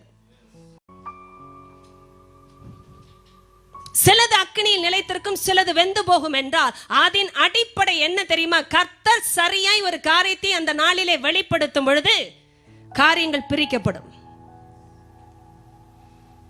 எனக்கு அது புரிய வேண்டும் என்றால் இன்றே புரிய வேண்டும் என்று கர்த்தர் எதிர்பார்க்கிறார். ஏன் இந்த பகுதிகளை தேவனுடைய ஆவியானவர் எழுதி வைக்க வேண்டும்? ஏன் நமக்கு இன்று பேச வேண்டும்? காரணம், அன்று நாம் நிலைத்திருக்கிற கனியோடு பரலோகம் செல்ல வேண்டும். அதற்காக தான் இன்று இடைப்பட்டு பேசுகிறார். ஞானிகளுடைய தந்திரம், ஞானிகளுடைய சிந்தனைகள் என்று இரண்டு காரியங்களை வேதம் சொல்லி இருக்கிறது. நீங்க யாரிடத்தில் உறவு வைத்திருக்கிறீர்கள், யாரிடத்தில் நெருங்கி பழகுகிறீர்கள் என்பதை ஆண்டவர் அறிவார். கவனித்து கேட்டுக்கொண்டே இருங்கள். சிலருடைய வாழ்க்கையில் இந்த சூழ்நிலையில் ஒரு தடை வரவில்லை என்றால் நீங்கள் முடிக்கிற உங்களுடைய பிரயாணம் விருதாவாய் போய்விடும் என்பதினாலே ஆண்டவர் எச்சரிக்கிறார். யாருடைய நட்புக்காக நீங்கள் ஏங்கி நெருங்கி பழகி அவருடைய வார்த்தைகளுக்காக தருணம் கொடுத்து வருகிறீர்கள் என்பதை ஆண்டவர் அறிவார். எந்த பேச்சுக்கு அதிக முக்கியத்துவம், எப்படிப்பட்ட நட்புக்கு அதிக முக்கியத்துவம், எப்படிப்பட்ட வார்த்தைகளுக்கு அதிக முக்கியத்துவம் என்பதை ஆண்டவர் எடுத்து காட்டுகிறார். நீங்களும் நானும் கொடுக்கிற முக்கியத்துவம் தேவனுடைய ஞானத்திற்குரிய பேச்சுக்கு இல்லை என்றால், என்னை கவனித்து கேட்டுக்கொண்டே இருங்கள், உலக பேச்சுக்கு இடம் வந்திருக்கிறது என்ற அர்த்தம். அவங்க உங்க பக்கத்து வீட்டு அம்மாவா இருக்கலாம், உங்களோடு வேலை செய்கிற நண்பரா இருக்கலாம், உங்க உறவுல ஒரு ஆளா இருப்பார், இல்லைன்றா இருப்பாங்க. சபையிலும் வந்து போகிற ஒரு சாதாரண விசுவாசியா இருக்கலாம், ஆனால் சத்தியத்தோடு சம்பந்தப்படாதவரா இருக்கலாம். எத்தனை பேர் கேட்டீர்கள்? அப்படிப்பட்டவர்களும் கூட்டத்தில் உண்டு. ஏனென்றால் வந்து போகவில்லை என்றால் இருதயம் குத்தும். வருகிற வாரம் கோயிலுக்கு போகவில்லையே, கோயிலுக்கு போய்விட்டு வந்தால் கிருபை கிடைக்கிறது என்று நினைத்துக் கொள்ளலாம், ஆனால் சத்தியத்தில் இருந்தால்தான் கிருபையிலும் இருக்கலாம். எல்லாரும் கரங்களை உயர்த்தி ஒரு ஹல்லேலூயா சொல்லுங்களேன். ஹல்லேலூயா. அப்படியே பக்கத்தில் இருக்கிறவர்களை குத்தி கரத்தை உயர்த்த வேண்டும் என்றும் சொன்னேன். ஏன் சொன்னேன்? அவர்கள் உறங்குகிறவர்களாய் இருந்தால் மன்னிப்பை பிறகாக கேட்டுக்கொள்ளலாம். தெரியாமல் செஞ்சுட்டேங்க, இப்ப சொல்லுங்க, தப்பு இல்லை. ஹல்லேலூயா. நீங்க கிறிஸ்துமஸ்க்கு வர்ற அழகை பார்க்கணும், நான் வெயிட் பண்றேன். 7 மணிக்கே கூட்டம் உள்ள இருக்கு, பளபளப்பாய் உடுத்தி கொண்டு, அட்மாஸ்பியர்லேயே ஒரு ஸ்மெல்லு. இப்படியும் மணக்குமா என்ற உணர்வோடு வந்த காலம் உண்டு. ஆனால் மற்ற ஞாயிற்றுக்கிழமைகளிலே அதை காண முடியவில்லை. ஏனென்றால் வழக்கமானது. அட நேற்று தான் வைக்கோலை போட்டு இன்னொரு வைக்கோலை போட்டால் கொஞ்சம் எழும்ப போகுது. போன வாரம் ஒரு மரக்கட்டையை போட்டு இந்த வாரம் ஒரு 2 போட்டால் உயரமாக போகுது. புல்லுக்கு மேலே புல்லு, இதுக்கு என்ன வேணும் தில்லு அப்படின்னு நீங்க நினைக்கிற மாதிரி எனக்கு தெரிகிறது. சில நேரம் நம்ம நாட்களை விசேஷப்படுத்தி கொள்ளுகிறோம், நாட்களை கொடுத்தவரை விசேஷப்படுத்தாமல் இருக்கிறோம். எத்தனை பேர் புரிந்து கொள்ளுகிறேன்? இன்றைக்கு மூச்சு விட முடிகிறதே, இன்று நடக்க முடிந்திருக்கிறதே, இன்று கரங்கள் இருக்கிறதே உயர்த்த என்று சொல்லி நம்மை படைத்த, நிலைநிறுத்தின, உருவாக்கி வருகிற, கட்டுகிற தேவனுக்கு துதியை கொடுக்க நேரத்தோடு வருவது அல்லவா உண்மையாய் கட்டுவது. நீங்கள் ஏதோ விசேஷமான நாளுக்காக, விசேஷமான ஒன்றை செய்வதற்காக காத்திருப்பீர்கள் என்றால் இன்றைய விசேஷத்தை இழக்கிறீர்கள். அதனால்தான் சடங்காச்சாரங்களை கர்த்தர் எதிர்த்தார், சத்தியத்தை கொடுத்தார். சடங்கும் சத்தியமும் இணைவது இல்லை. சடங்கு மனுஷனை கட்டுப்படுத்துகிறது, சத்தியம் மனுஷனை கட்டவிழ்க்கிறது. எது முக்கியம்? அஸ்திபாரம் முக்கியங்க. அதனால தான் ஆண்டவரே அஸ்திபாரமாக மாறுகிறார், மாற விரும்புகிறார். இடம் கொடுத்தால் மாறுகிறார். ஆனால் கட்டப்படுகிற காரியத்தை குறித்து கர்த்தர் கண்ணை ஏன் திறக்க வேண்டும்? காரணம், முடிவு நன்றாக இருக்க வேண்டும். அக்கினியிலிருந்து தப்புன ஆளா ஓடக்கூடாது பரலோகத்துக்கு. எத்தனை பேர் அப்படி ஓடுவதை நினைத்து பார்க்கிறீர்கள் இப்பொழுதே? அந்த ஸ்டேஜ்ல நான் ஓடி போய் உள்ள சேரக்கூடாது ஐயா. எந்த பேச்சுக்கு அதிக முக்கியத்துவம்? எப்படிப்பட்ட நட்புக்கு அதிக முக்கியத்துவம்? எப்படிப்பட்ட வார்த்தைகளுக்கு அதிக முக்கியத்துவம் என்பதை ஆண்டவர் எடுத்து காட்டுகிறார். நீங்களும் நானும் கொடுக்கிற முக்கியத்துவம் தேவனுடைய ஞானத்திற்குரிய பேச்சுக்கு இல்லை என்றால், என்னை கவனித்து கேட்டுக்கொண்டே இருங்கள், உலக பேச்சுக்கு இடம் வந்திருக்கிறது என்ற அர்த்தம். அவங்க உங்க பக்கத்து வீட்டு அம்மாவா இருக்கலாம், உங்களோடு வேலை செய்கிற நண்பரா இருக்கலாம், உங்க உறவுல ஒரு ஆளா இருப்பார், இல்லைன்றா இருப்பாங்க. சபையிலும் வந்து போகிற ஒரு சாதாரண விசுவாசியா இருக்கலாம், ஆனால் சத்தியத்தோடு சம்பந்தப்படாதவரா இருக்கலாம். எத்தனை பேர் கேட்டீர்கள்? அப்படிப்பட்டவர்களும் கூட்டத்தில் உண்டு. ஏனென்றால் வந்து போகவில்லை என்றால் இருதயம் குத்தும். வருகிற வாரம் கோயிலுக்கு போகவில்லையே, கோயிலுக்கு போய்விட்டு வந்தால் கிருபை கிடைக்கிறது என்று நினைத்துக் கொள்ளலாம், ஆனால் சத்தியத்தில் இருந்தால்தான் கிருபையிலும் இருக்கலாம். எல்லாரும் கரங்களை உயர்த்தி ஒரு ஹல்லேலூயா சொல்லுங்களேன். ஹல்லேலூயா. அப்படியே பக்கத்தில் இருக்கிறவர்களை குத்தி கரத்தை உயர்த்த வேண்டும் என்றும் சொன்னேன். ஏன் சொன்னேன்? அவர்கள் உறங்குகிறவர்களாய் இருந்தால் மன்னிப்பை பிறகாக கேட்டுக்கொள்ளலாம். தெரியாமல் செஞ்சுட்டேங்க, இப்ப சொல்லுங்க, தப்பு இல்லை. ஹல்லேலூயா. நீங்க கிறிஸ்துமஸ்க்கு வர்ற அழகை பார்க்கணும், நான் வெயிட் பண்றேன். 7 மணிக்கே கூட்டம் உள்ள இருக்கு, பளபளப்பாய் உடுத்தி கொண்டு, அட்மாஸ்பியர்லேயே ஒரு ஸ்மெல்லு. இப்படியும் மணக்குமா என்ற உணர்வோடு வந்த காலம் உண்டு. ஆனால் மற்ற ஞாயிற்றுக்கிழமைகளிலே அதை காண முடியவில்லை. ஏனென்றால் வழக்கமானது. நேற்று தான் வைக்கோலை போட்டு இன்னொரு வைக்கோலை போட்டால் கொஞ்சம் எழும்ப போகுது.